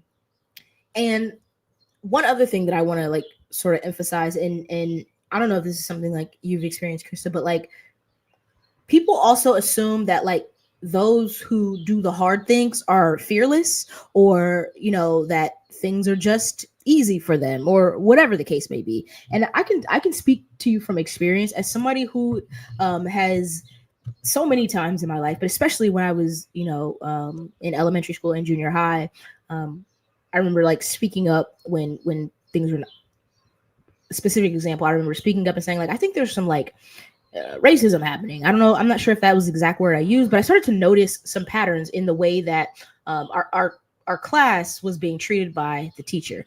And those differences seemed to be divided along race lines. And so I was like paying attention and I started like are you peeping this? Are you peeping this? Right. And my classmates were like, nah, yeah, I kind of see it too. Even my white classmates were like, no, yeah, I see it too. That seems a little off. Right. And I remember when I spoke up, I was like, hey, we should all like sort of like write this letter and we can all sign it and then we can give it to the administration. Because even then, as young as I was, I knew like if I just, if I take my black ass to the office and say, hey, I think our teacher's racist, they're going to be like, girl, bye. Right. Now, that's what they did anyways. But I remember none of my other classmates wanted to speak up, wanted to back me up, wanted to say anything else. Like, again, plenty of them were willing to sort of like sign their name to the letter. But as far as like going to the office and speaking up, that wasn't happening. And probably was very smart of them because I was threatened with expulsion and I ended up leaving the next school year. Right. But that has happened in several instances in which I've said something or I've spoken up publicly or I've done the quote unquote right thing only to be sort of like standing there solo and then have somebody come and say to me in private, like, oh, I agree with you. Oh yeah, you did the right thing. And meanwhile, I'm like, well, bitch, where the hell were you when I was standing there by myself doing that quote unquote right thing, doing that thing that you agree with, right? And some people will come back and say like, oh, I was scared, or like, I was nervous, or and I've had people say like, oh, the way that you're like so fearless. No. I'm not sure where this like narrative comes from that like people who do like the difficult thing are fearless. Maybe some of them are, but I can tell you for sure every time I've ever and it's gotten worse the older I get because I know I started to understand the consequences. I don't have the same delusion that I had when I was like 11, 12, 13, right? I can say for sure I have not been fearless. I have been full of fear in those times, and I felt like I had to do it anyway, right? And so I mean that's the only way you actually have bravery is the fear has to be present. Yeah, I mean I feel like I think it can be reckless to like operate without fear, right? But I just say that to say like I would not doubt if Marsha was making these decisions and doing these things and speaking up, standing up for our community in the face of fear, in the face of glaring consequences, knowing what could happen, and that she did it anyway. And not just Marsha, but everybody who was there, Sylvia Rivera, Stormy. Like I think there just comes a point where you're just like, fear be damned, this needs to happen, right? And so I wanted to contextualize those two things, that Marsha was very young when she was doing this, and regardless of any fear, she did it anyway, right? So I'm gonna play a little bit more to see if Marsha became like the de facto drag mother of Star House. Young drag queens, trans women, gender nonconforming people, and gay street kids living with her were provided with food, clothing, support, and a found family. Sylvia once said, Marsha would give you the blouse off her back if you asked for it. She would give you her last dollar. She would take off her shoes. I've seen her do all of these things. Oh, man. Okay, that was the other thing that I really wanted to highlight. A lot of times I hear it so much. I watch a lot of true crime, like apparently many women do. And something I hear, when people are speaking about their loved one who has either been passed or violently, taken from them or is missing, they speak of all the good things. And of course, I think you should, like, right? Like nobody's like, oh, she was a terrible person. She was a stubborn child. She never listened. Like you're going to speak of the good things. I get that. But I also hear people use this metaphor of like, he would give you the shirt off his back, And I always wonder, like, but would he though? Right? Like I get the metaphor. I get what you're trying to say. You're trying to really emphasize how generous and kind and thoughtful this person is. But I think there's like maybe levels to that, because I think most people would probably not quite literally take off their shirt or shoes and give it to somebody who was in need. Like they might be like, let's go figure out how to get you a shirt. Let's figure out how to get you, you know what I mean? But like, yeah, like Marsha, yeah, but like, it's been said that Marsha would literally do those things. Like Marsha would be like, oh, you need something? I can't afford to go buy it, but look, you know what? You here, have mine. Right? Like these are the type of things that we're talking about. So when we talk about like, why is Marsha P. Johnson a legend? Why is she a queer icon? It's not just for throwing the first brick, if she even threw the first brick. It's not for being kind and for being authentically herself, which again, she is known for that. It is not for, just her radiant personality. It's not just her fashion and the fact that like you knew from far away that it was her coming down the street. It's not just those things. It is quite literally that she walked the talk and that she did these things and that she looked out for her community and that she cared for everybody she came across, right? I can't say that about too many people. I like to think of myself as, you know, somebody who really cares about people and really cares about the community. And like Marsha's got me beat by, like I'm looking up to Marsha, like I want to be like Marsha when I grow up, right? So I really just wanted to like emphasize that that's where we're at with Marsha P. Johnson. That's why she's a legend. That's why she is who she is. That's why she's an icon. All right. Let's see. Oh, I want to play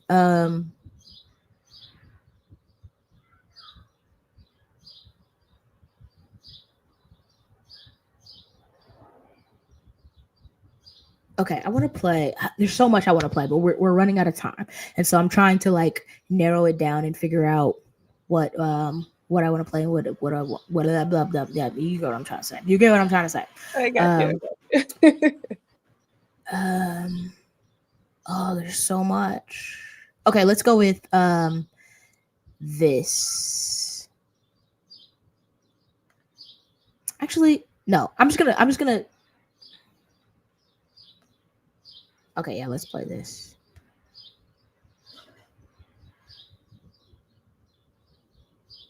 Can you pull up the drunk history one? It's the Marsha P. Johnson. It's number 9. It's the last on the list. The Marsha P. Johnson, the Crystal West drunk history episode. And while you do that, I'm going to let's see, what are we gonna have time for? I'm going to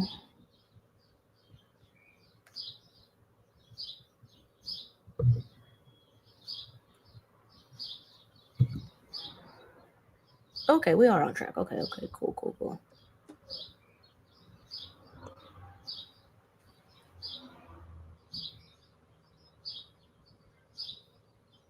Okay, so here's what I'm going to do. Since we're running out of time, I'm going to zoom in so that I can see this first of all.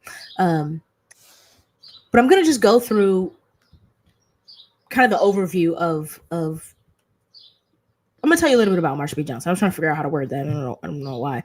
But I'm gonna sort of give you an overview and tell you a little bit about Marsha P. Johnson that I haven't already mentioned, right? So one, we will not be dead naming Marsha P. Johnson. There's plenty of content out there that tells you her legal or birth name. It doesn't really seem important to me, so we're not going to be dead naming her. We know that she was born in Elizabeth, New Jersey. As I said, she started wearing dresses at age 5. It was something that just felt natural to her, she said, and then had to stop because she was harassed and didn't start up until she moved to the big city. And she moved to New York with $15 and a bag of clothes. And yes, even though money was different, $15 still wasn't a lot even back then. It was not a ton, not to be moving to a whole new city, right?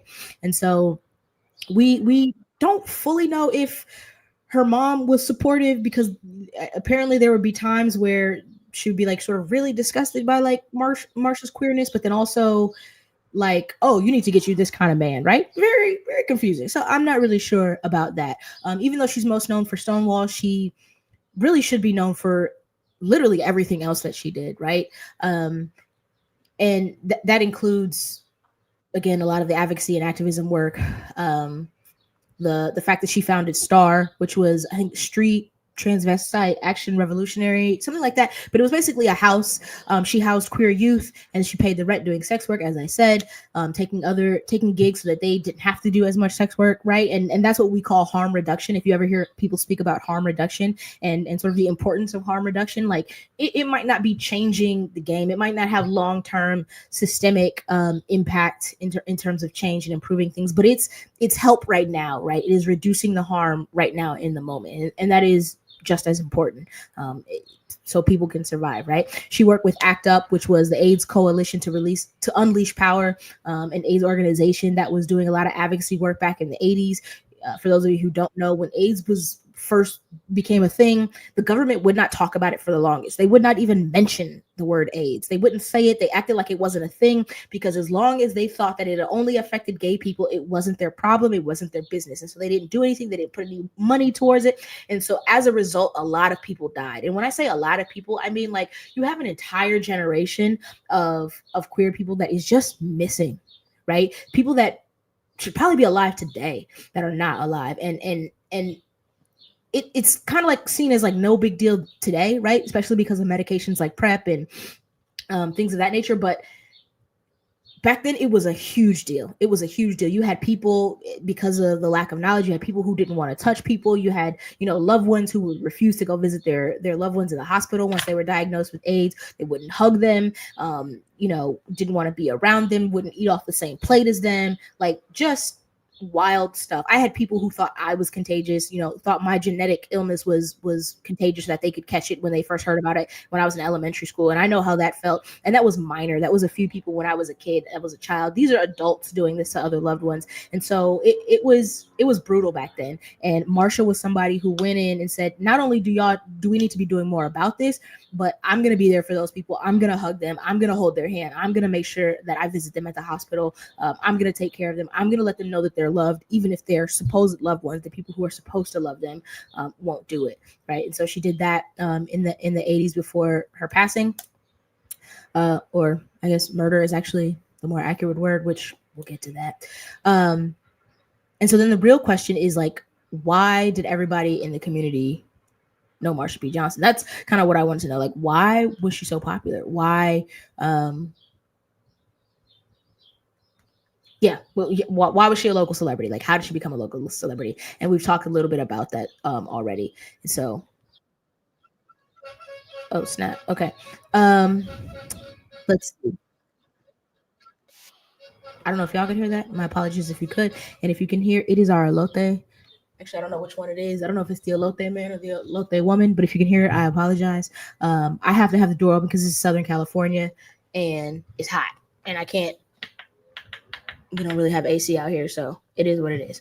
But yeah, so she had a desire to help others, and she always centered those who were the most vulnerable, right? Even those more vulnerable than her. And that's a difficult feat, because on the social hierarchy, trans people are at the bottom, especially Black trans women, right? You want to talk about multiply marginalized. They're women, they're Black, they're not just queer, but trans, right? Like, we're talking about the bottom of the social hierarchy right there, right? And she still was helping out others and those more vulnerable than her. So she faced homelessness, she faced mental health struggles. She sort of cited it.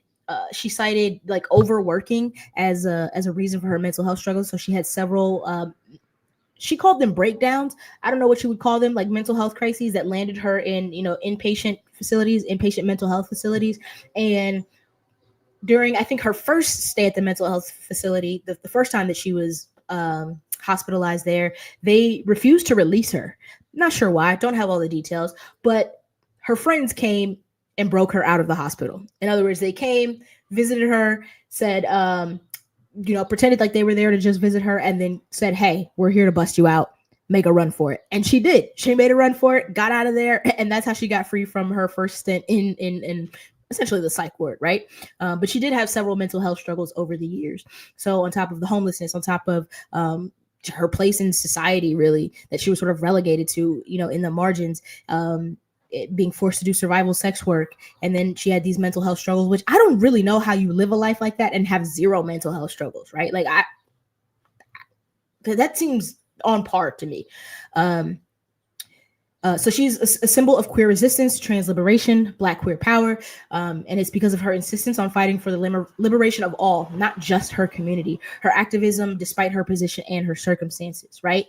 And we're going to close out with talking about just a touch, because I really don't want to focus on it too much, but it is important to mention.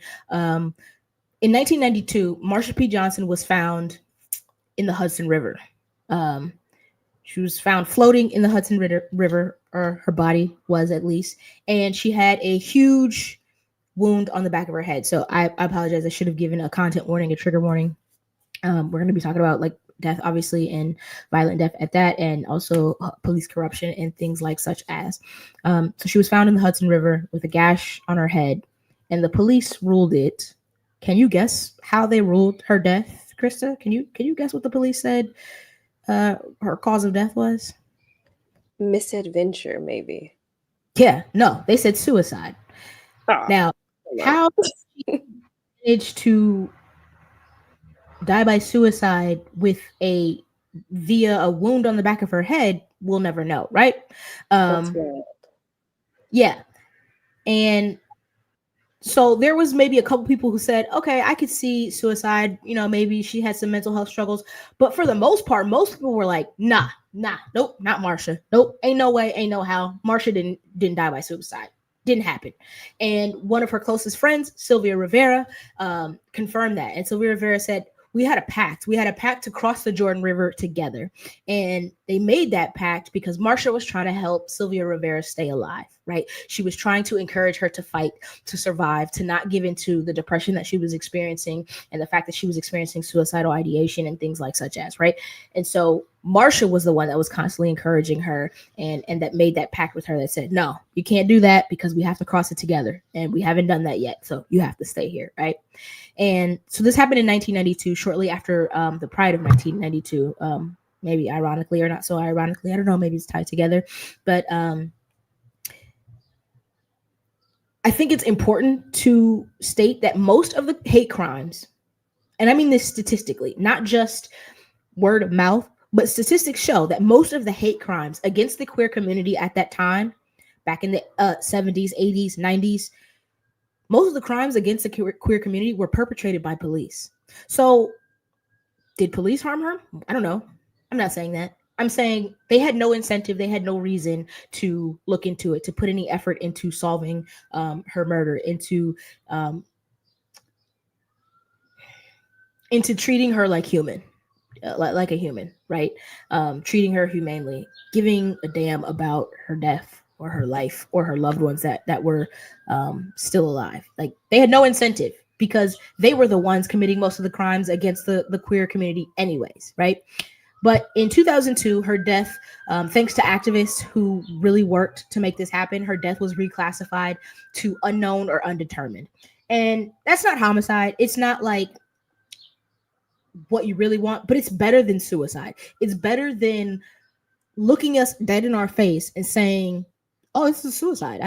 What are you talking about? Nobody did anything to her, right? It's at least better than that. And then 10 years later, in 2012, activist Mariah Lopez got their case reopened as a possible homicide. So I believe that today still it is officially considered an open investigation or open case, which again is not nothing.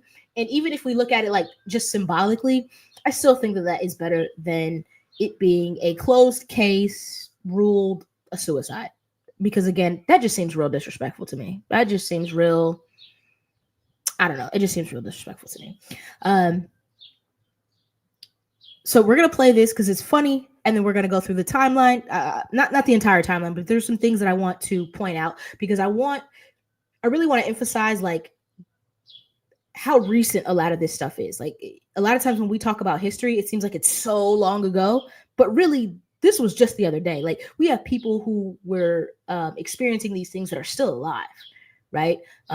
When I think about like civil rights things in the Jim Crow era and segregation and the things that a lot of like our elders and ancestors went through, like Black-American elders and ancestors went through, like it's easy to again see it as some distant, far off thing or activity and like, oh, we're so far past that. But then I remember my granny was born in 1938. My granny is still alive. Like, thank God, right? She was born in 1938, which means she lived through Jim Crow. Like she lived through segregation. Like she experienced those things firsthand. She didn't have to read about them in the history book. My granny is history. She's living history, right? So that's not that far away. And my mom, born in the 60s, also experienced a lot of things that like we learn about in school that seem so far away that really aren't that far away. And now that the elote man is literally riding down my driveway, we're gonna play this video. Yeah, there we go. All right. I just want to play that. That's a really fun episode. It does have some of those inaccuracies about like how it started and who did what, but it's okay. By now you guys get the gist. I also like that it featured some actual trans actors of today, which is awesome. All right. Now, before we get out of here, all right, based on where we're at right now, I feel like I shared a lot of information. Are you good? Do you have any questions? Anything confusing? Anything else you want to know more about? Where are you at right now? My brain is just so full of this history I had no idea about, because I definitely feel like this is something that it needs to be taught in school. Like it's a whole other side of a movement that was going on kind of around the same time as the civil rights movement, but I didn't hear about it. Yeah. So I feel a little bit gypped in my education, to be honest. Yeah. Speaking of, not only was it happening at the same time, but I think something that's interesting is that a lot of times, well, you could tell me if this was the case for you, but I know that a lot of the historical figures that I learned about in school, most of them were men. Like, unless the person did something really major, like Rosa Parks or something, I didn't hear a lot about them, right? Like, I wasn't hearing about like Ella Baker and things of that nature. I didn't even hear about Bayard Rustin. Do you know who Bayard Rustin is? No, don't know. Bayard Rustin, MLK, Martin Luther King's right hand, like was. You can see Bayard Rustin in several of the photos, like several of like the really iconic photos of Martin Luther King. Bayard Rustin is right there. I didn't learn about Bayard Rustin or Bayard Rustin. I can't remember how to say it. My apologies. I didn't learn about him in school. I didn't learn about him in college. Like, it took me like going out of my way to like learn more about my own history and things of that nature. And it started with me learning the real history about Martin Luther King and not the sanitized version, right? Because the version that I learned in school was very sanitized, so much so that I left school really kind of annoyed with MLK. But that's because of the story that I was being told, right? Of course, I went to these Christian private white schools, and so their curriculum damn sure wasn't going to tell me the truth. But again, it was learning MLK's real history, learning, reading some of his letters myself and not the sanitized quotes and things like that I really started to be like, oh, okay, one, that's why I was annoyed by MLK, because the version of him that I was given is not accurate. That makes more sense. And then two, nobody told me about the women that were working with MLK. Nobody told me about Bayard Rustin, which is a gay man who was working with MLK, who was vital, like instrumental to the movement. Never spoken about. Right. And so, yeah, this happens quite a bit. This happens even with the Black Panthers. We're going to be talking about the Black Panthers next week when we talk about Juneteenth and World Sickle Cell Day. And, what I think the first time, I can't remember the first time I heard that the Black Panthers had anything to do with sickle cell. Because I've known about the Black Panthers for a while, because they were sort of headquartered and really started from Oakland, which is again where I'm from, Bay Area, California. And so the Black Panther Party was instrumental there, and they really left a legacy in Oakland and in the Bay Area. So that's when I first heard about the Black Panthers, but I'm not sure when I first heard about their work with sickle cell. But I know that I'm really grateful for this book. It's called let me see it right there. It's called Body and Soul. It's by Alondra Nelson. I think I've shown it before, but it says the Black Panther Party and the fight against medical discrimination. So we're going to be talking about that. Excuse me. And we're going to be talking about medical apartheid again. Well, not again. I'm saying we're going to be talking about, those are my notes, but we're going to be talking about medical apartheid for the first time. And so I'm rereading that. And then these are two other books I might as well mention while I'm here. One is called And the Category Is. So if you want to know about the ballroom scene and queer life in New York City back in the day, and the fact that so much of the language that we use today came from that scene, the fact that people say tea and all this other stuff, or the fact that people misuse words now or have changed the meaning of words, a lot of that comes from the ballroom scene, or at the very least from the Black and brown queer community. And so that's pretty cool. That's by Ricky Tucker. Medical Apartheid is by Harriet Washington. And then this is a really cool one. It's called Flamboyance. It is by George M. Johnson. I first came across George M. Johnson's work on Twitter, I think. This was a while ago. This was back when Twitter was Twitter. But this is also really awesome. It's the Queer Harlem Renaissance, I Wish I'd Known. And again, I learned about the Harlem Renaissance, learned about some key players. Cool, great, sounds good. Didn't learn that any of them were queer. Didn't learn that there's just a lot that we're not taught, and it's just really annoying. And I do understand that like most of the world makes fun of the US for US Americans being ignorant, not knowing a lot, being so sort of self-absorbed, and it seems like the rest of the world knows about the rest of the world, and US Americans tend to only know about US Americans and America and American history, and we don't even know that well. And I'm not like excusing every American, because I know that we go places and we do things and we can be so ignorant. And I know that there's we have a reputation because of it. I'm just here to add context and say that is by design, right? And this is going to sound like sort of conspiratorial, but just stay with me. It's by design, right? Like our education system, there's no reason it should be as bad as it is. There's absolutely no reason that, supposedly one of the best and richest, quote unquote, nations in the world has such a terrible education system, has such a terrible US healthcare system. But the truth of the matter is, like, you can't really teach all US Americans real accurate American history. That wouldn't look so good, right? You would have people everywhere sort of being like, no, wait a minute, hold up. Right? Because that's typically what happens when people start to learn real US history. And so again, this is not this. If you need proof that it's by design, you can go back and read about any of the bills that they have tried to pass to remove Black history from school curriculums. They are quite literally, first they started out by trying to change the language. They wanted to call enslaved people indentured servants. Right? They're trying to sanitize, whitewash history, right? They want to make it not as harsh because they don't want white children to feel guilty. These are direct quotes. You can go read about it, right? So they're trying to take that out. People kind of push back. I'm not really 100% sure what happened. A lot of this was in Texas and a lot of southern states. And then they started trying to take whole chunks out of the curriculum, like just history, just whole chunks of history. They try to take it out, right? As opposed to doing what Germany did after the war, right? Like post-Nazi Germany was like, hey, how do we make sure this never happens again?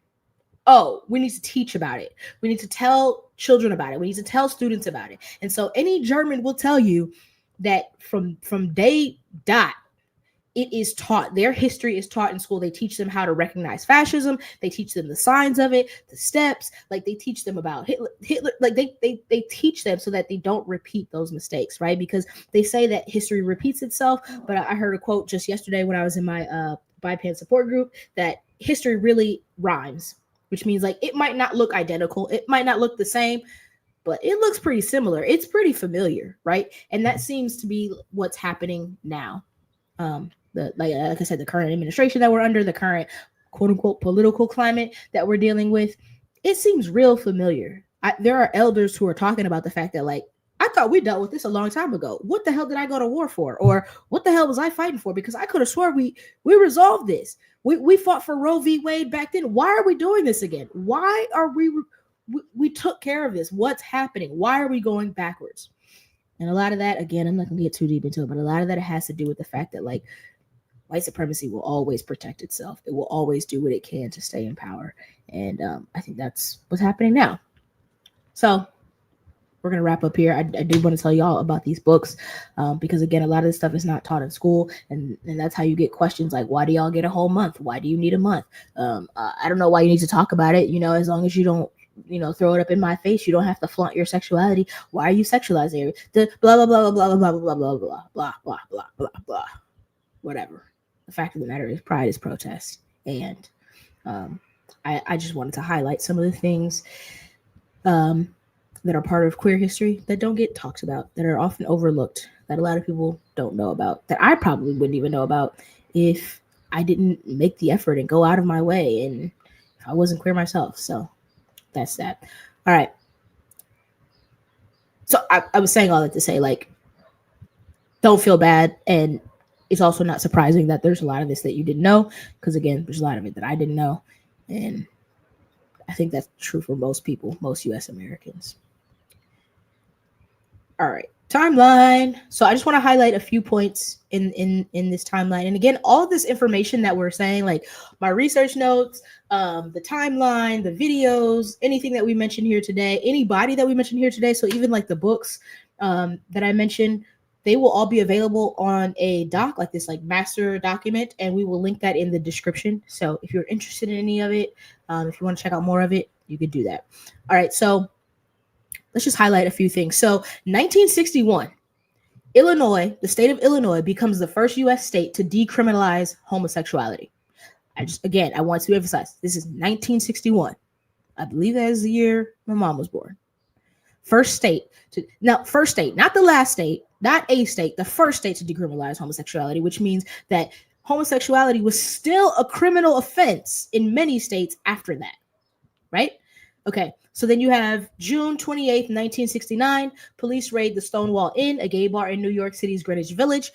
Tired of police harassment, patrons fight back. The resistance is led in part by trans women, by drag queens, by queer people of color, including Marsha P. Johnson, Sylvia Rivera, Stormy. There were a bunch of people there who basically were fed up with the police harassing them, attacking them, with the violence, with being treated not even like second-class citizens, but like less than human. They were sick of it, so they started to fight back. And that was just the beginning, right? So the uprising lasted, I believe, 6 days. It lasted several days. I believe it's 6 days.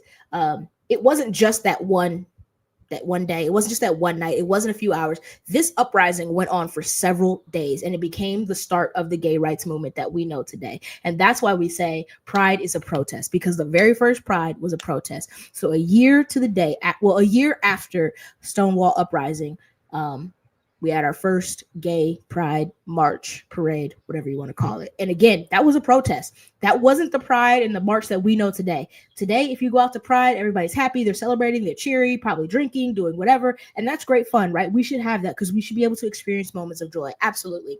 And keep in mind that very first Pride, that's not what was happening. It was a protest. They were still a year later fighting for their rights.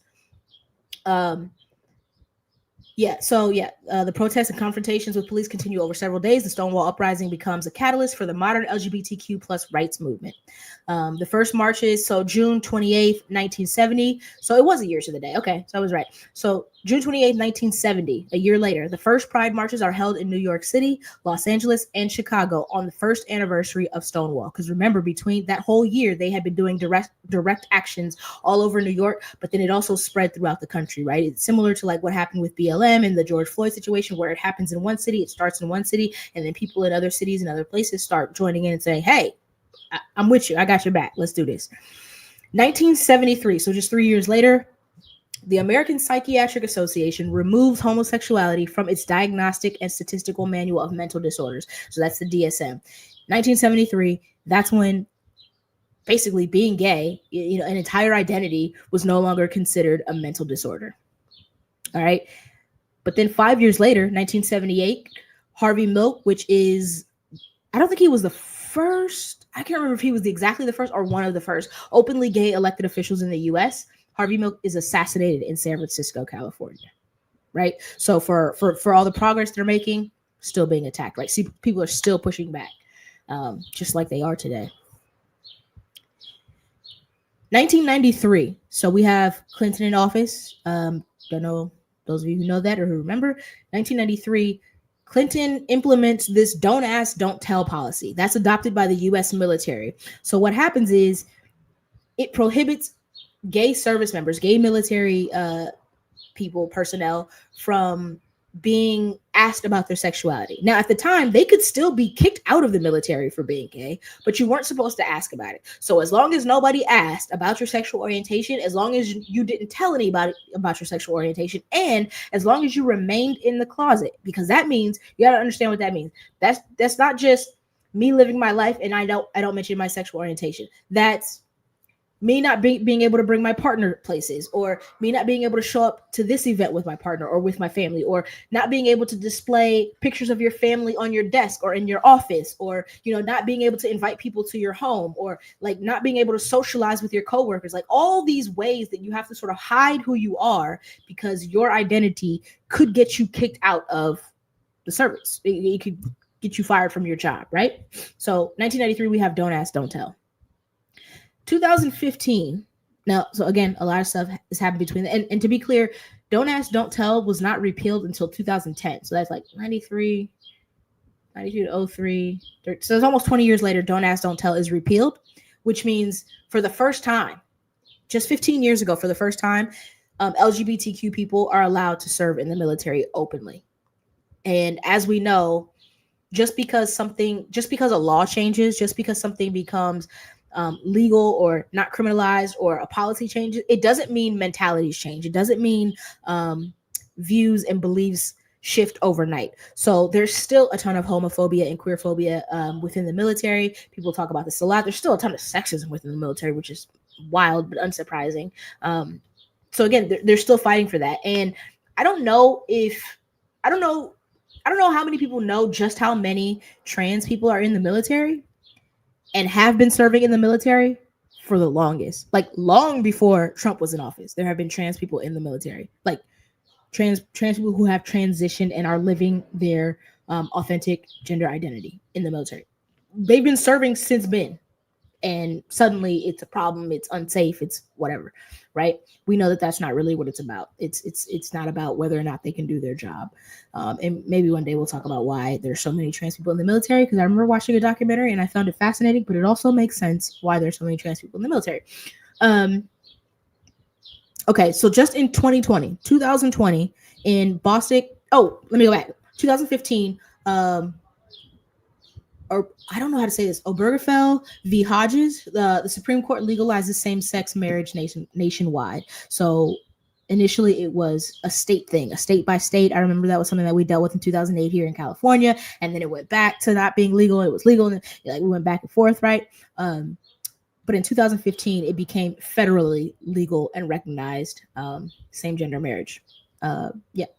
And then 2020 in Bostick v. Clayton County, the Supreme Court rules that Title VII of the Civil Rights Act also includes protection for LGBTQ employees from workplace discrimination. My first thought is like, why the hell wouldn't it? But I think we know the answer to that. And starting in 2021, I would say, we started to see a wave of anti-LGBTQ plus legislation, most of it targeting trans individuals. I need y'all to understand, and a lot of it having to do with sports and supposedly wanting to protect women in sports and protect women in the bathroom. I always tell people, I don't need to be protected in the bathroom. In my my 3 decades of living, nobody has ever bothered me in the bathroom.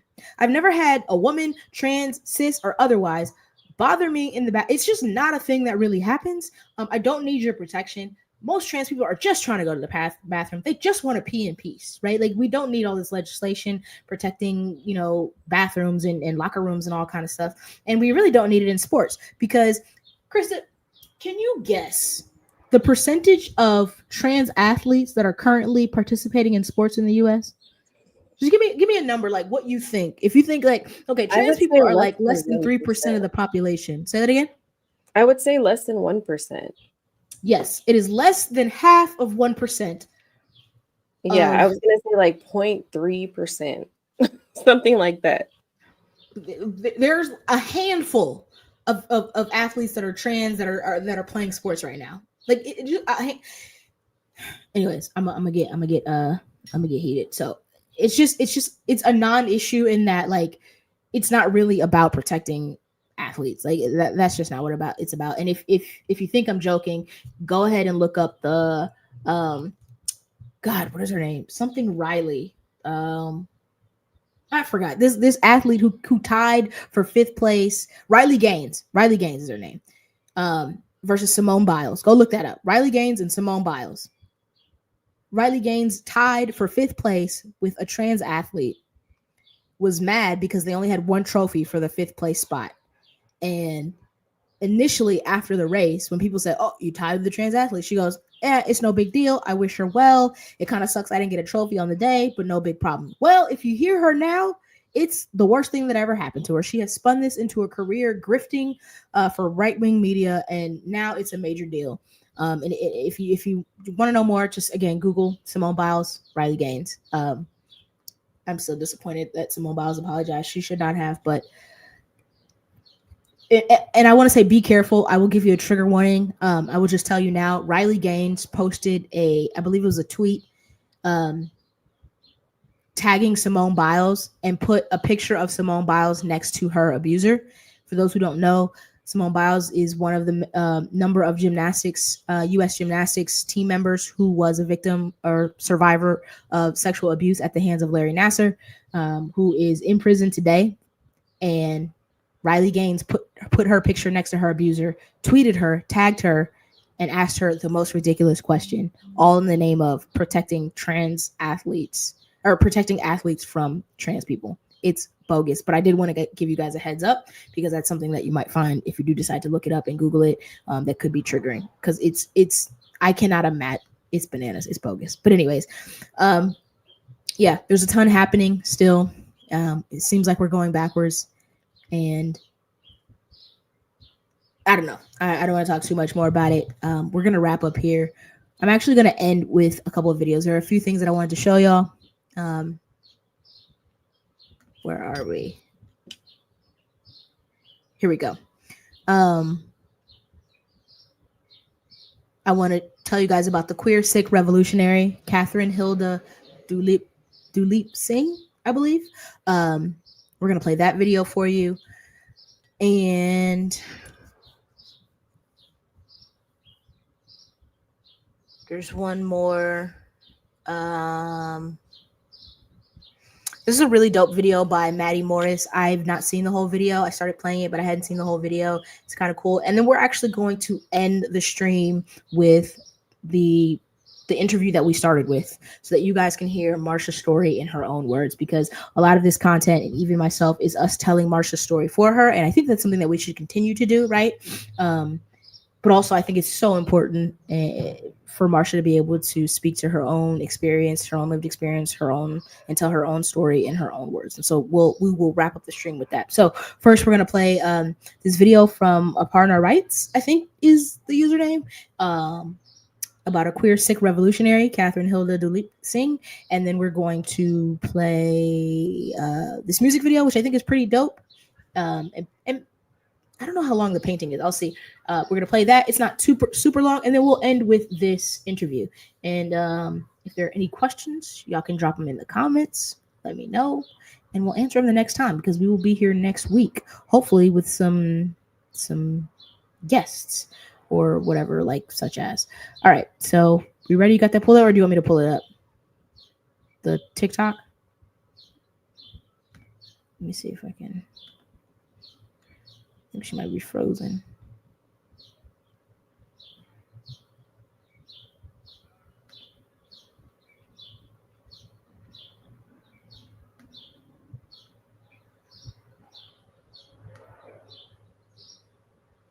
Is that you or me? Oh, that's you. You got it up. Okay. Wait, let me see. Hold on one second. Let me see something. Hold on one second. Let me see. Okay, yeah. I'm just trying to see if there's a way to, so we can make this the video a little bit larger. I put you on pause. See, this is why I don't like TikTok. TikTok is really disobedient. Like it just does not listen. I said pause, and it just wants to keep playing. Anyways, here we go. Let's play this TikTok.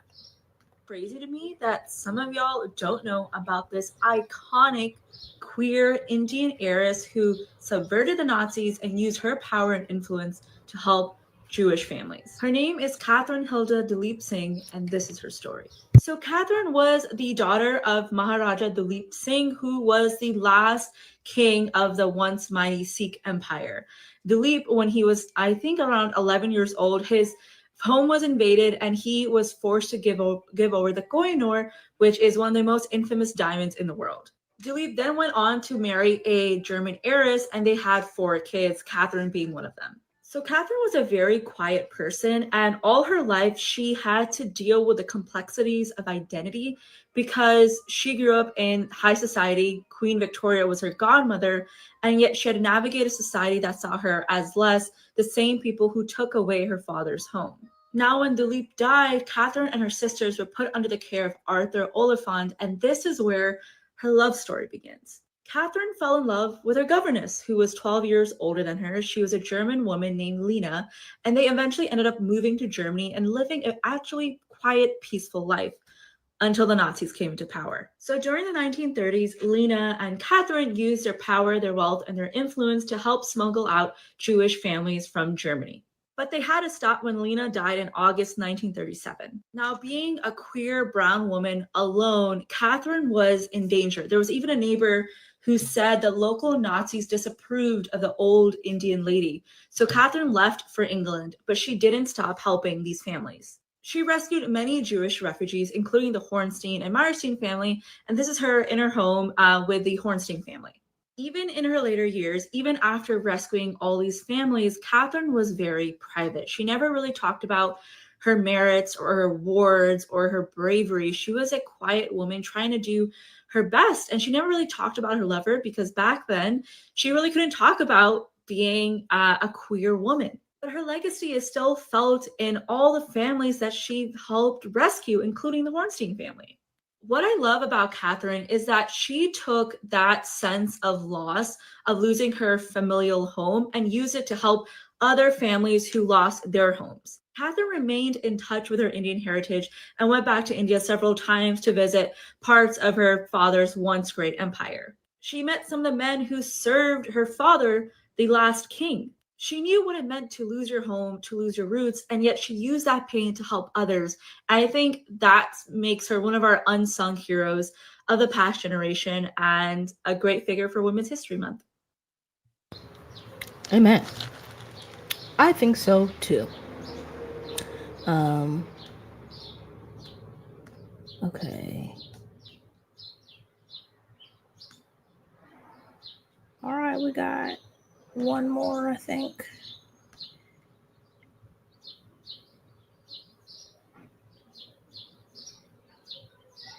Oh, okay. All right. Yep, we got one more. My bad. I got distracted. ADHD kicked in.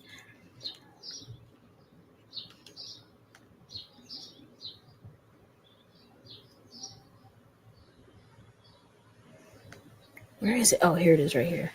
I'm hoping this artist doesn't mind us playing it in full. If they do, because I don't really want to interrupt it.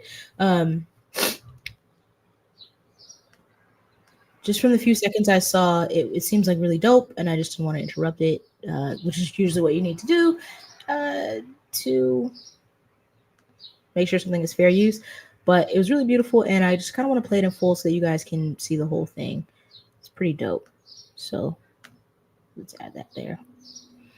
And this is by artist Maddie Morris, and it's called Marsha P. Johnson. So let's go. Actually, I want to make sure it's not it's playing in regular speed because okay.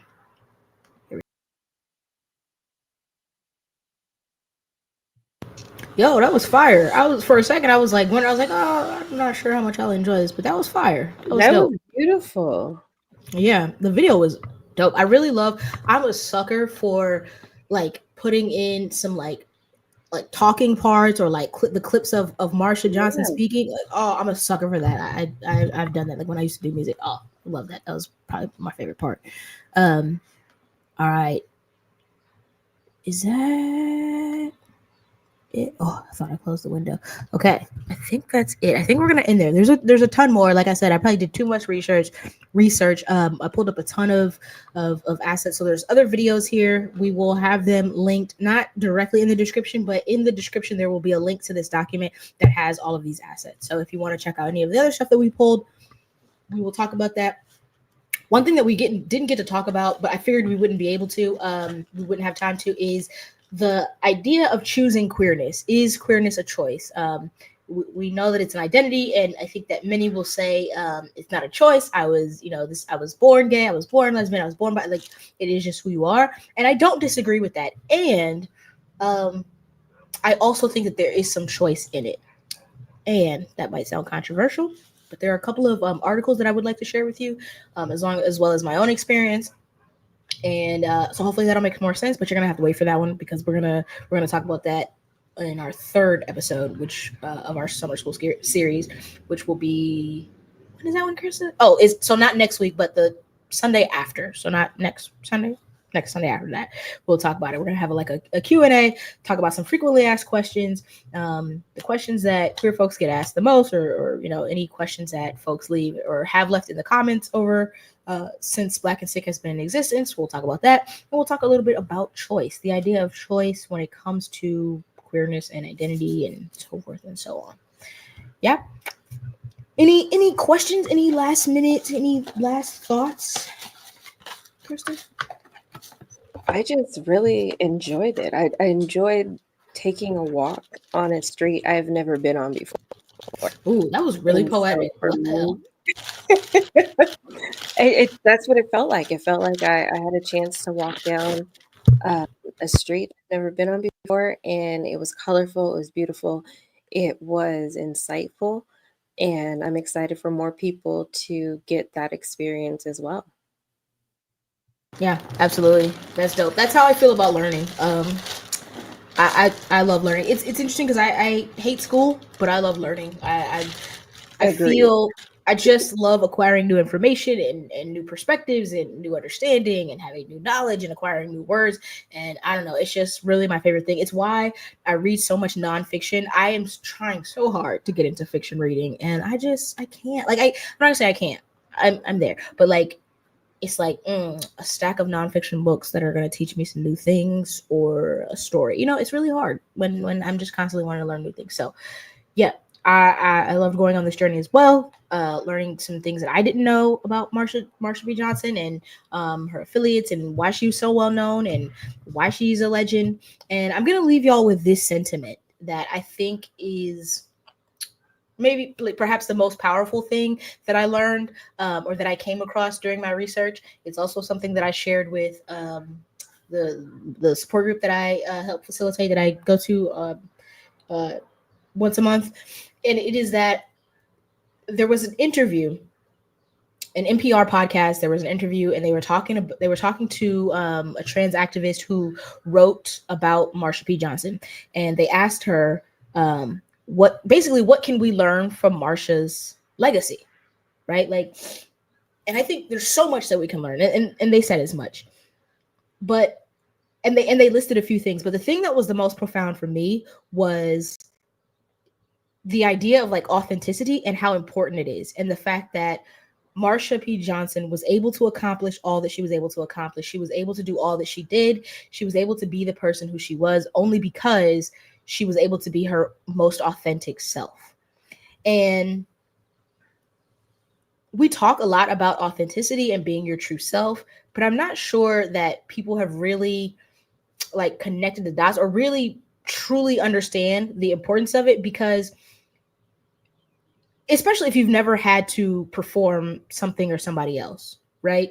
When you're closeted, when you're to be clear, I've never been closeted, so I'm not 100% sure what that's like, but I do know, I do have experiences here or there where I felt like I needed to perform this certain thing or this certain way, or even if it's respectability politics, being in predominantly white spaces or whatever the case may be, right? But when you're doing that takes up a lot of brain power, right? When you're closeted, when you're not being your true self, when you're not just showing up as yourself, you have to think about everything. You have to think about how this thing is being perceived, right? You see it a lot with it's one of the main reasons that people who are deep in the closet and also deeply shameful and dealing with internalized homophobia because they're gay and can't admit it to themselves or can't be open.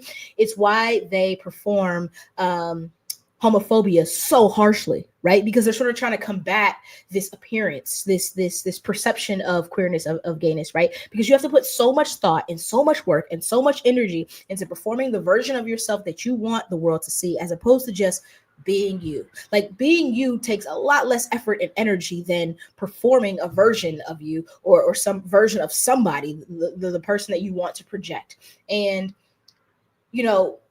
because even myself, I'm like, how the hell did Marsha have time for this? Like, how the hell was she did so much, and she did all of that in the circumstances that she was in, right? Homeless, not like poor, broke, not a lot of money, unemployed, dealing with survival sex work, and she's still taking care of her community. How?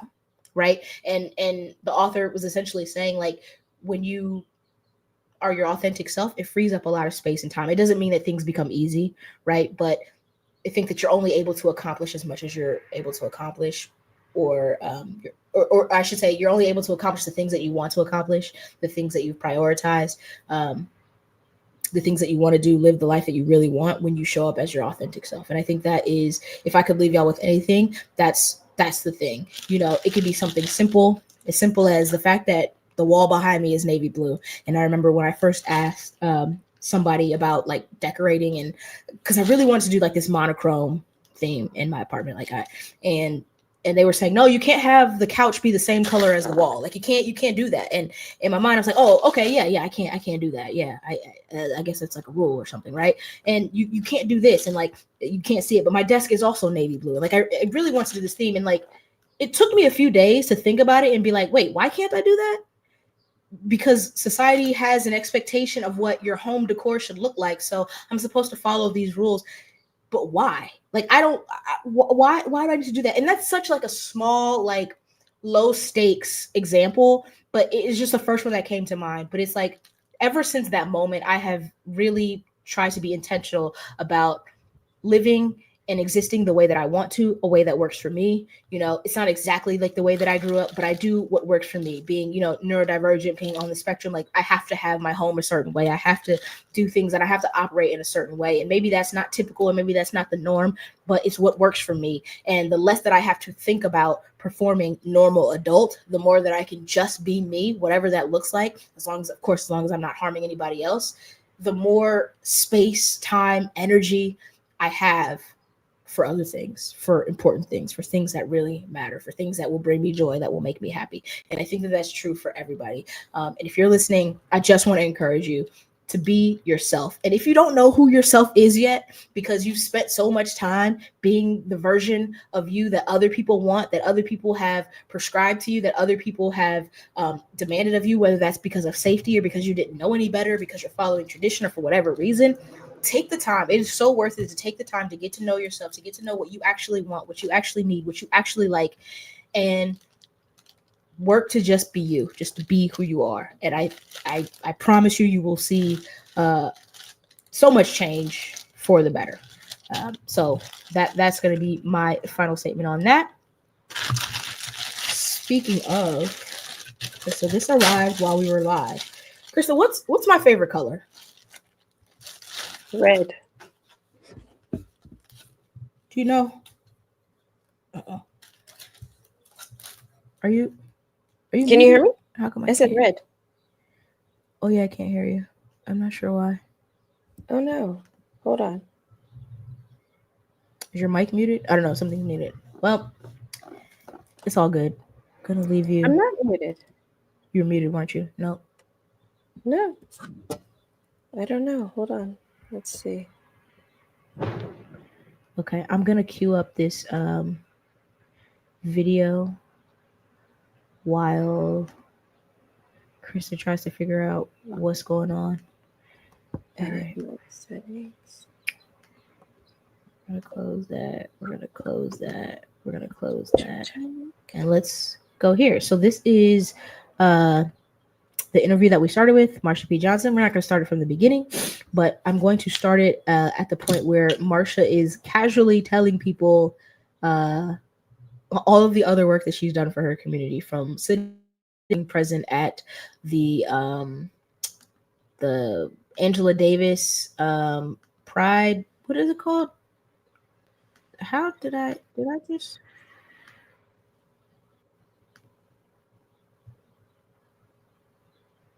Oh, there we go.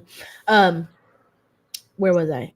Yes, all the work that she did, right? From the sit-ins to the marches in Washington to the Angela Davis thing. She talks about the fact that like she didn't just work for her community. And she's not even like saying it to flex. Like she's really just casually talking like, oh yeah, no, I did that and I was here and also we did that and we were there. Also, we raised money for poor people who could not afford to go protest. They couldn't afford to go do these things. They couldn't afford a ticket to go do that. We raised money to make sure that they could go. Right. I remember when we did that for the first Black Panther, we raised money so that the people who could not afford to go see Black Panther in the theaters would be able to.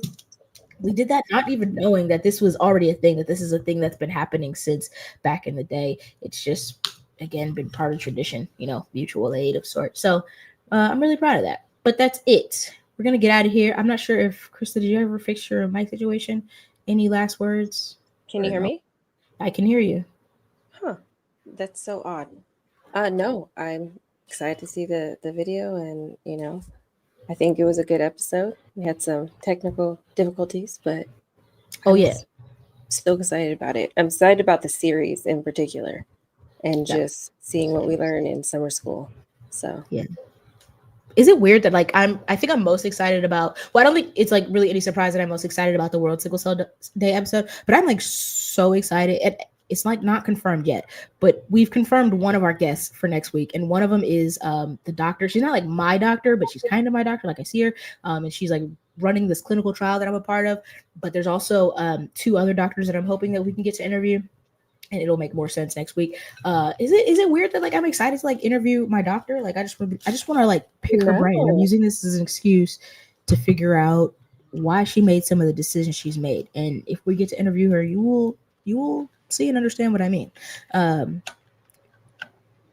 remember the first time she told me, why she made some of the career decisions she made, and I have been thinking about it ever since, and that was last year. So I'm excited. We will. I'm gonna stop talking. We're gonna get out of here. We're gonna play this video. I'm Smalls, and I am out of here, y'all. I'm gonna go drink and turn on the fan because I'm hot.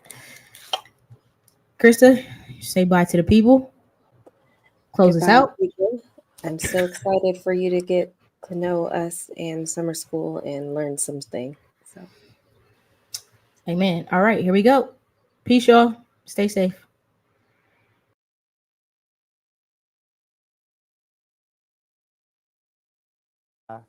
There was a lot of sit-ins, in those days. And what did you do in those? Huh? Did you join the sit-ins? I used to bring food, and I used to sit in for a while. I couldn't sit there all day long and everything like that and see people starving and everything waiting for food. And then plus I was in all this, I was in the Angela Davis demonstrations. And What was, hadn't heard of that one. But when Angela Davis was arrested and arrested by the federal government in New York, all the gay people went down and demonstrated in front of the Women's House of Detention to get Angela Davis out of jail. Mm-hmm. And we were all in that demonstration for a few days. In the gay movement, they think we only get into certain gay demonstrations, but it's not true. We get in all kinds of political demonstrations. Did you ever go to any of the ones in Washington? I was just in the one in Washington. In fact, I was the one that arranged for free tickets. Free tickets for all poor people that couldn't go to the demonstration because they had no money. Because I walked into the gay center on 13th Street and 7th Avenue. And a lot of gay people remember me. Yeah, I helped on the committee here to see who could go that couldn't afford the transportation. Well, see, they remember me because I've been in New York for 23 years, but I've been in the movement for ever since 1969. I'm in every gay march, and I only skipped 2. And I went back because Ed Murphy, who was the Grand Marshal for the Stonewall riot contingent, he wanted me to ride in the car in 1970. I think it was 1976. Mm-hmm. It was just 2 years ago. And I was here in California walking, alongside the parade. And he said, I got to get back there and be in the front of the parade. Mm-hmm. So I got on a plane in May, and I got back there, and I was in that car. But it was an honor in some ways, But then it's not an honor in some ways because there's still so many people walking in the parade. I feel better walking. I've been in a car a couple times, and I feel icky about it. Well, with this bullet in my back, it's kind of hard. But I think I feel better walking too.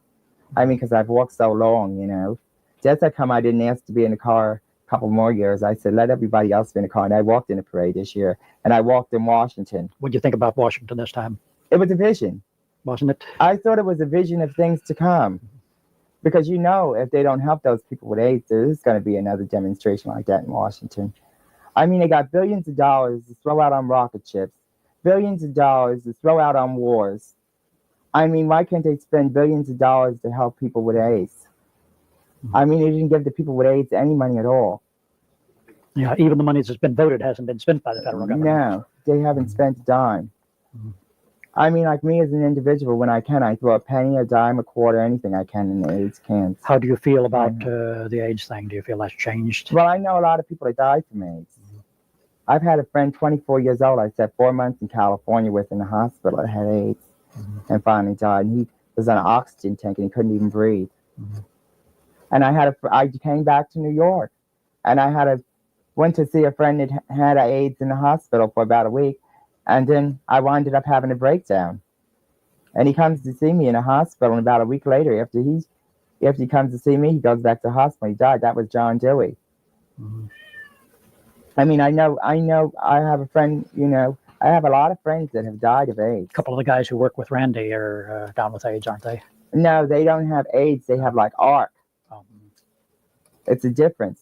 Yeah. And people they don't understand about AIDS. When I was in a hospital, working with this AIDS patient. I like to go to work for more AIDS patients, really. Because I'm really not afraid of the AIDS. It's a virus when you can't fight disease. I mean, if I could do more for these people, I would. Like at Christmas time, I took puzzles and stuff over to the center. And they had already sent everything out to the people with AIDS and stuff, for Christmas. So I just left them there. And I think some poor people didn't have nothing picked them up. But if I had more money, I like to, help more with donations or anything just to find a cure for AIDS, because it's really terrible the way some people just try to treat people with a sickness that sometimes just can't be helped, because sometimes the people with AIDS aren't considerate and they go out with other people after they find out they have the virus. And it somewhat works on the brain. Yeah. Sometimes the brain shrivels. How long were you in Washington this time? Just for the march, or? I just went there for the march, and I was there for one day. Did you see the quilt? Yes, I seen the quilt as soon as we got off the bus in Washington. We had limited time. We were supposed to be out of Washington at 6 o'clock in the evening. How did you feel about the quilt? I thought the quilt was a good idea, and I thought it was a beautiful quilt, and I thought the people that worked on that quilt did a fabulous job. It's going to be here in a couple months now. And it's an idea, that shows that we remember those people that have died of AIDS, and that we will never forget, what happened to them, and hope it doesn't happen to us. Because those people that died of AIDS a lot of them didn't know what they were, doing. A lot of innocent people died of AIDS. I hate to say this sort of thing, but I hope we can make a panel for Ronald Reagan Sr. A panel? Oh, to discuss the president. To discuss. I would love to see the president's name on that quilt. Well, I don't think that'll ever happen. It's not a good thing to say, but that's. With all the money he's got, I don't think he'll ever wind up on that quilt. I mean, on the tape of Washington, they showed where people went to the Arlington Cemetery to see the unknown soldier. I mean, there's a lot of unknown gays that have marched in the war, just like they said. And I mean, I think those people, it's wonderful they remember those people. That's how come every year, no matter where I am, I try and get back to New York to go to the candlelight vigil for AIDS patients in New York. And we had about 500 people walking in that vigil this year. I haven't been to one of those yet. Well, it's just an idea, all these ideas to remember all those people that didn't die of natural causes. They died of a disease that we just have no cure for, and there's just no way we can really help them in any kind of way except go visit them in hospitals and give donations to try and find a cure, and give them whatever kind of comfort we can give them instead of just turning our backs and saying he's sick. Well, goodbye to him, Just one. Hi. I've been here for everything okay? Oh, yeah. Gotcha. I've been trying to find a parking spot for 15 minutes. Ben and Chuck. Yeah, I didn't mean to interrupt your reception. That's okay. You wanted me to come and set this thing up for me, didn't I? Oh. So evidently you've got everything working, and I'll get out of your hair. Did you bring any tapes? I'm illegally parked. Okay. You were going to bring me some tapes a long time ago. Well, and a couple of people have been calling about some of those. I'll bring some to you in the next week. How's that? Okay. I don't want to interrupt your. Yeah. But that's why I'm here. Okay, Chuck. Thanks. I didn't forget about you. Mm-hmm. You know, I was born in Elizabeth, New Jersey. Mm-hmm. And my real name is Malcolm Michaels. I put it in Out of Closet for Gay Liberation. The book? But it ain't too many people that read that book anymore because it's out of print. Randy has a copy, but he had a hard time getting a copy. Is that the Carla J. Allen Young one? Yes. Yes, they came to my house on 2nd Street when I was living with the street people, and I was gagging. I was sleeping. He woke me up, and they said, would you like to be in a book? And I thought they were joking. Because I've been in a lot of things recently. I did an interview with her. I just wrote a letter off to him. He's sending us some stuff. Oh, you should tell him I said hello. I haven't seen him in years. He's living in backwoods, Massachusetts. Oh, I know. He's somewhere in the woods. He told me he was leaving for the woods. Well, he got unhappy after he did the book on gays in Cuba, and a lot of his politically correct friends thought he was attacking Cuba. And Cuba's a good communist country and should not be attacked, even if they're imprisoning gays. Did you know any of the gay Cubans, by the way? No.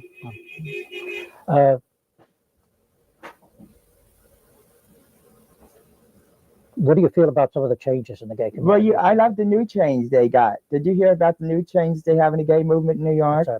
They got this new group called ACT UP. ACT UP.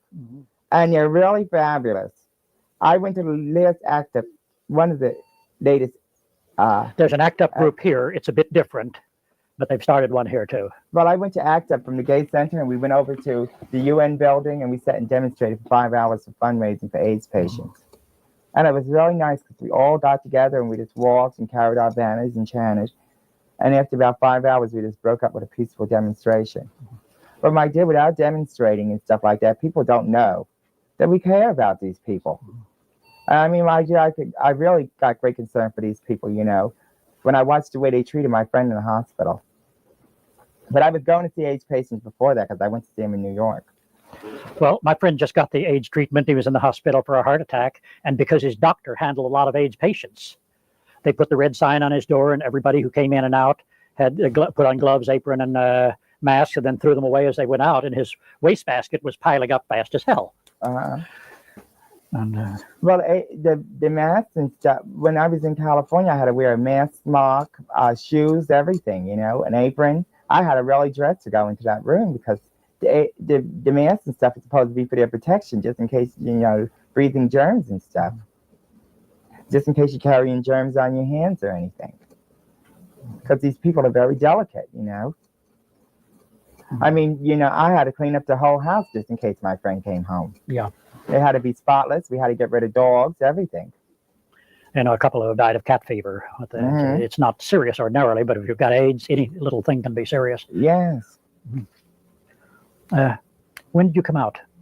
How early? Or were you in 1963. I came out right after I finished high school. But I thought, see, I was a young kid raised in church. And my mother didn't tell me anything about gay life ever. She used to say the stalk borders, you know, and she used to tell me all kinds of little fairy tales. And then she started telling me there were gay people out there, you know. But she didn't tell me they had sex or anything. So when I was 17 years old, I was still very naive, and I was in the United States Navy.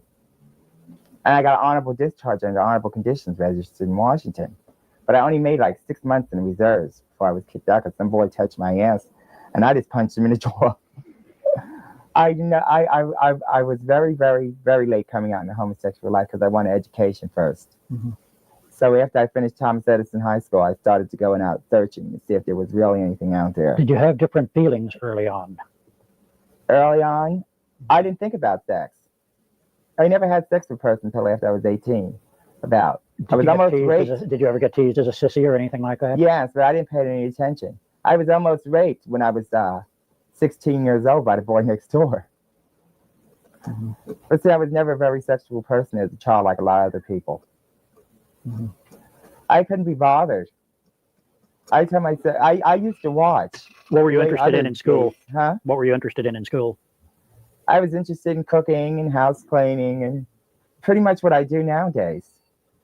cooking and house cleaning and managing a restaurant and learning how to, do different things for survival just in case of emergency. Did you have any romances in school? Oh, no, I wouldn't go out with anyone. Anyone that was interested in me, I always used to chase them away. I couldn't be bothered. I said, this person doesn't really love me. They're just playing a game here. Did your mother or your relatives ask you, well, when are you going to get married? Why aren't you going out with girls? They used to always ask that. How'd you handle it? Well, the way I used to handle it is just say I didn't have any time. I was too busy shining shoes or going to school or, or going to church on Sunday. My sister said, you're just a hypocrite going to church. But I used to meet interesting people. I used to meet all these different people. They used to take me to camps and everything. I mean, they used to take me on all kinds of trips. Because, see, I used to go to Protestant church, and the Protestants and the Baptists used to hang out together on Sunday sometimes. And they used to take me all kinds of different places. But no sex was discussed there or anything. It was just like the Lord all the way, How far is Elizabeth from New York? About 7 miles, 5 miles. Did you get over to New York much when you were a kid? No, I didn't go when I was a kid. I went when I was like 17 years old. That's what made me know New York was much different from New Jersey, because in Elizabeth, I hung around with all these straight kids on Broad Street when I was 16 and 15. How far is Elizabeth from Hoboken? Is it in the same part of New Jersey? About 6 miles. It's not far to Elizabeth, about 10 miles maybe, because on Jersey, see, going to New York, Elizabeth is right on the coastline. Hoboken's way over on the other side. Elizabeth is right next to New York. You just go right through Newark and you're right up the turnpike and you're in New York City. It took me an hour by bus each time I came over there. Did you continue living in Elizabeth for a while when you were first going over to New York? Yes. Yes, I did. With your family? Yes, because I have just, Was there any friction with them about what you were doing or where you were going? Or oh, yeah, my mother used to get very upset when I used to say I'm going to New York. But then I said, I'm paying my own bills nowadays, and I'm old enough to take care of myself, and I'm going anyway. And after a while, she got used to it. Did she ever find out you were gay? I told her I was gay. As soon as I turned gay, I just ran home and told her. How'd she respond? She said, it's the phase, you'll get over it. Because, see, she knew a lot of gay people when she used to go to these bars. She used to see all these drag queens and everything. And I told her, God gave you one of your own now. I was never ashamed of my homosexuality once I became gay in 1963. I used to always brag about it to my whole family. Did you know anything about the Mattachine Society before Stonewall? No. As they were pretty much the only gay organization in New York for a long time. Or a little later, about 66 or 67, the homophile youth movement in the neighborhoods, HIM. I didn't know about that. That was run by the guy, and Randy was involved some with that. Yes. It was run by the guy who started the Oscar Wilde bookstore. Oh, I know who that was. I know his name by heart, but I can't think I always talk to him all the time. Him and Randy are still real good friends. His name is what? Oh, I got it on the tip of my tongue. Craig Rockwell. Yeah. How early did you know him?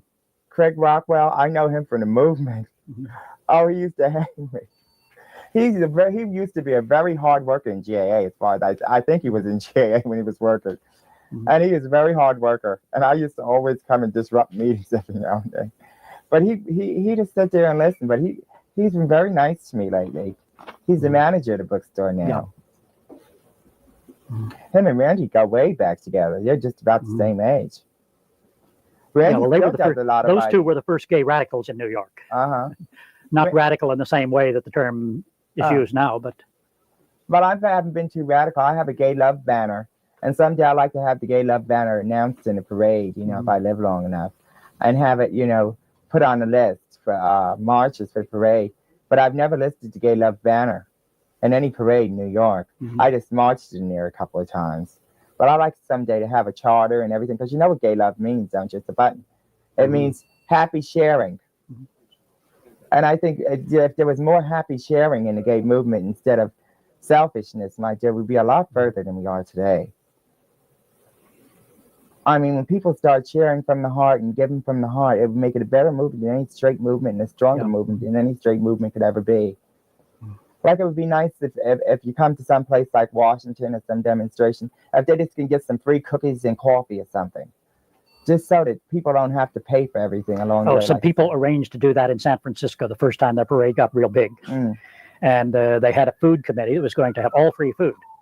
They bought enough for 200 people.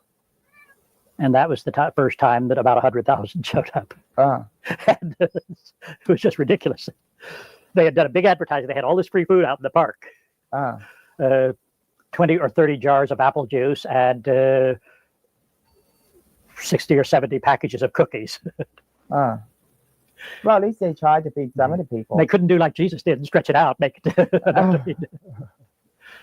Well, everybody brings something to stretch it out. Like I tried to be very nice to people from other states when I came to Washington because I was very fierce. I had all these feathers in my hair that I had on the cover for Earth, Wind, and Fire, and I met these people from Tennessee that wanted to take photos and some from Texas. And so I took photos with these people, even though I wasn't with anybody particularly in the March in Washington. Now, one of the guys who used to be on our board interviewed a whole bunch of the people from Tennessee. You might be in his videotape because I think I remember seeing that. Well, that was before the war started. Yeah. Yeah, he was interviewing the people from Tennessee before the march started. And I think I remember seeing someone prancing around with a lot of feathers. I just figured I'd be different in Washington this year. I just had to go. It was like 6 o'clock in the morning when we had to get down there. But my friend that passed away of AIDS, I promised him that if anything happened to him, I would be in Washington on 11th in his place. So I did get there. I just threw on these little Hawaiian shorts and everything, and it's pants right through. But being a small town person from Elizabeth, New Jersey, I've learned a lot in the gay movement. Like they gave a great big Christmas party at the Gay Center, and they've been giving me clothes to wear and everything here. And they've been telling me places where I can go get food. They've really been helping me out. And like in New York at the center, sometimes they give me information and stuff. But it's very hard to work for free in the gay community. And I applied for 2 jobs here in California at the center, and I never even got called in. I mean, and I've been going to the center every day, every week for employment house cleaning here. And I haven't gotten one job yet. So it's very hard, especially living on Social Security with a bullet in your back, and you don't even get your Social Security check on time. Oh, mine always come on time. I had to apply for a second Social Security check since I've been here.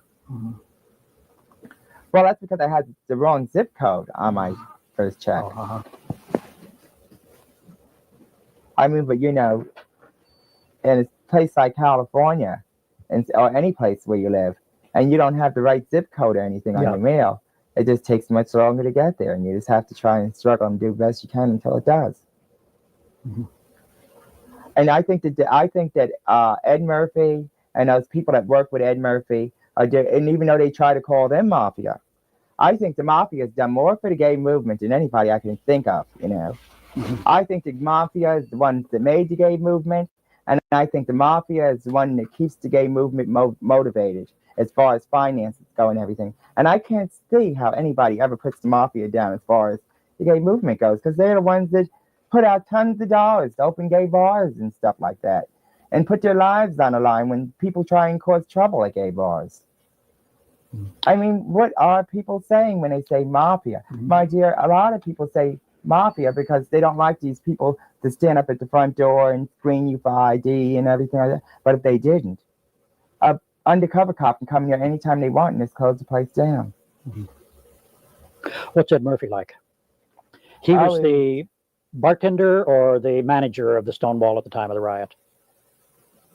He was like a manager. But I wasn't there when Murphy was there. There were other people there when Murphy was there. I was there when Murphy was manager of 10th of Always. And he was a very, very nice person then. He's a very, very nice person now. I mean, he was so good to transvestites, it was to be believed. I mean, he's always been, one time I went to, 3 times I went to Ed Murphy for help in the gay movement, and each time I got it. I went there for $100 once because I needed it to help send a friend back to bring a friend in from Baltimore because his friend was sick. He was like, he had like a stomach infection. He had to have his appendix taken out. And then there was a person named Bambi who was a transvestite from the 82 Club that died in New York. we had to have her cremated. I went to Ed Murphy and his committee and I asked for $250 and I didn't even have to pay it back, and we had him cremated in the ashes, thrown on Christopher Street. We all went there and threw the ashes. They're still there, all the way Christopher Street, all the way to the water. And they like filmed that, you know. I mean, and he always helps out at Christmas time with the children and everything. And ever since he decided to join the parade, he's there every year for the parade. And he's not a very well person. He's always going in and out of hospital. Like this year, he gave me $20, which I hope to pay back sometime because I needed it for the parade because I didn't have any money on parade day. I mean, he helps out tons of mentally retarded children all year long. And people say a lot of things bad about Ed Murphy, but I personally know the good things that he does to help hundreds and hundreds of people all the time. He runs around, he talks to people, he listens to their problems, and he tries to help them the best he can, you know. And I mean, for one individual, he's got a lot of awards to prove for the credits that he's done a lot of work for people. And you never hear anybody at the mental retarded center say anything bad about him. They always say all the good things and give him all the credit for what he's done to help so many wonderful children to live a longer life than they were living, you know, before Murphy came along, you know. And that's the one-to-one program and the people that work with him. I mean, a lot of times in gay movement, they don't give you any good credits while you're here. I hardly don't ever get any good credits. I mean, about the only good credits I got in the gay movement was the ones when Alan Young wrote that book. I mean, a lot of people used to say a lot of bad things about me. Like what? Like I was a hooker and I worked on the streets. They used to say, oh, she's just a hooker and she works on, they don't know. I was never just a hooker working on the streets. I was a hooker working in the gay movement. I mean, I've been at all the demonstrations. Whenever I'm in jail as a hooker, I've been bailed out of jail by the gay movement on Gay Pride Day. Because my dear, I've only been a hooker because that was the only thing I could think to do at a time, you know, when I was on hormones and stuff like that. But I've been a go-go dancer. How long will the schooling take now? Oh, well, at 42 years old, I'm telling you, it's going to take me a year to go to school. But I'll be able to help poor people with their hair. If I find somebody that can you help me with my hair? Yeah. Nothing can be done with that. Oh, yes. They know how to, let me tell you, I bet you they do. They know how to weave a wig on that it looks like your own hair and everything. Sure it does. I got a grant for $5,000 to do this just by going into Ask. I mean, I went there because I'm planning to wear a lot of makeup when I go to school, so I just started wearing it now. I mean, I hope to dye my hair blonde next week or something. I mean, I'd want a new intrigue for Hollywood. I've been 86 from 2 gay bars already since I've been here, to Gold Coast and another one. Oh, how come? I don't know. They like in New York, I'm 86 from all these bars, and I don't even know why. They just say you can't come in. But this always happens to me, Jim. All the time. I'm so used to this to be believed. I could go into a straight bar, I can get a drink anytime I want, sit down. Because you're not butch enough or racial? I don't really know. I don't really care about it, you know. I mean, when I first came to Hollywood, I went to the Hollywood bar, and they said, you have no identification, you can't get in here.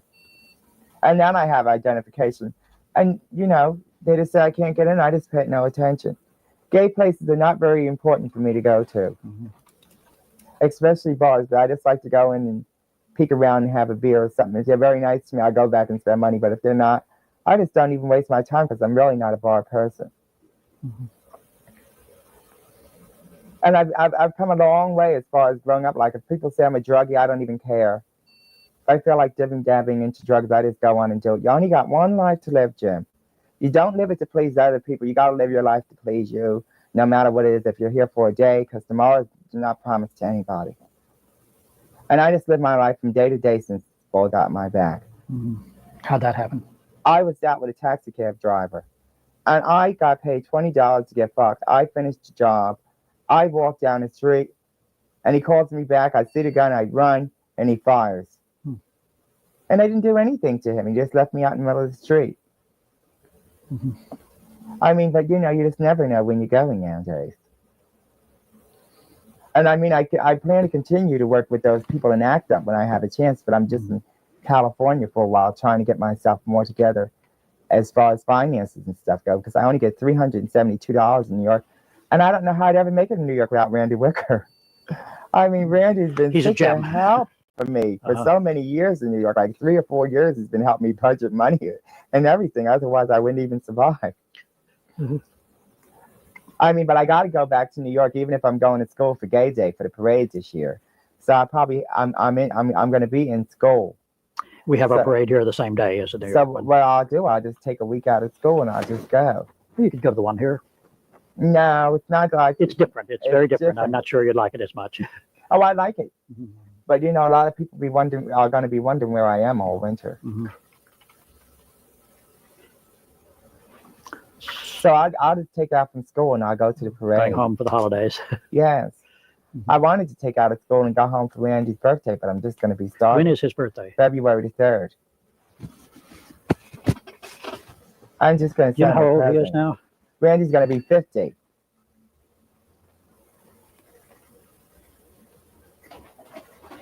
And I know he's going to be quite. That's how come I called him. Born 1936 or yes, about 1936 is right. 38. No, 38. If he'd be, will he be 50 this time? Yes. Okay, it'd be 38. Yeah. Okay. Anything else you can think of? I like to do more work for transvestites. I like to help more transvestites than I've been helping. Well, now that so many of us have gotten respectable, we're kind of forgetting about. I like to help those homeless people. I like to open up a house where people. Well, they're only homeless because they want to be, aren't they? No, a lot of homeless people aren't homeless because they want to be. A lot of people don't understand homeless people. Homeless people are usually people that are uneducated. They never finished high school, that are runaways, that are molested as children, victims of child abuse. I mean, and these people grow up and they don't know what to do with their lives. And they wind up on drugs and they wind up on Santa Monica Boulevard or any other boulevard, the West Side Highway. I mean, they wind up dead or something from depression. These are like young people that if you can grasp them and give them food and a place to stay and finance to, send them to a school where they can learn how to read and write, some of them can make something out of themselves. But hardly anybody ever does that. I mean, you can't, like this person, I know that died of AIDS, I grabbed him at 14 years old. And I held on to him and I tried to help him any way I can, like buying him food and giving him a place to stay and stuff. And he managed to make it to at least 24 years old. But if I would have left him out there, heaven knows he might have died earlier than that. I mean, when I have an apartment, I just open it up to all these people. And I don't care if I'm ripped off for a stereo or something like that. These are worldly things. I came here with nothing. I'm leaving with nothing. I just let them take it. I mean, if that's going to help me have a couple extra dollars. I'm going to take all this stuff with me when I go. Huh? I ain't taking anything. Yeah. I've not just only helped these people in the past. I plan to help them in the future. But I take rests, and this is my rest in California where I'm going to school. You plan to go back to New York then? I plan to go back to New York. Yes, New York is me for 22 years. I met so many people there. Can you get the other one over there? Just pick it up, yeah.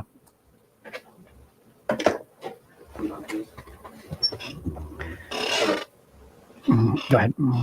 And I don't know how I could ever thank those hundreds of people that helped me in New York. They're the ones that helped me to ride 42 Pass it on to someone else.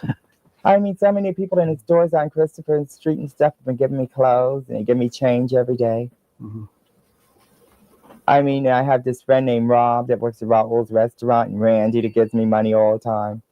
Because, I haven't been hustling in a while. I just decided, my dear, I've given these men enough. I'm going on vacation. I mean, AIDS is out there, honey. I don't want the AIDS. I don't want to have sex with hardly anybody. And it isn't because I have paranoia fever. It's because I say if I got to go, I might as well get somebody gorgeous. Okay, let's follow with that, unless there's something else you want to add. Well, I think something that I would like to add is we've come a long way in gay movement, but we got a long way to go. And I think that all of us gay brothers and sisters should just try to keep on doing our best to hold each other's hand and keep on going right through the AIDS virus and everything to the other side of the rainbow. I think that's about it. Okay, and thanks very much. Oh, you're welcome. Oh,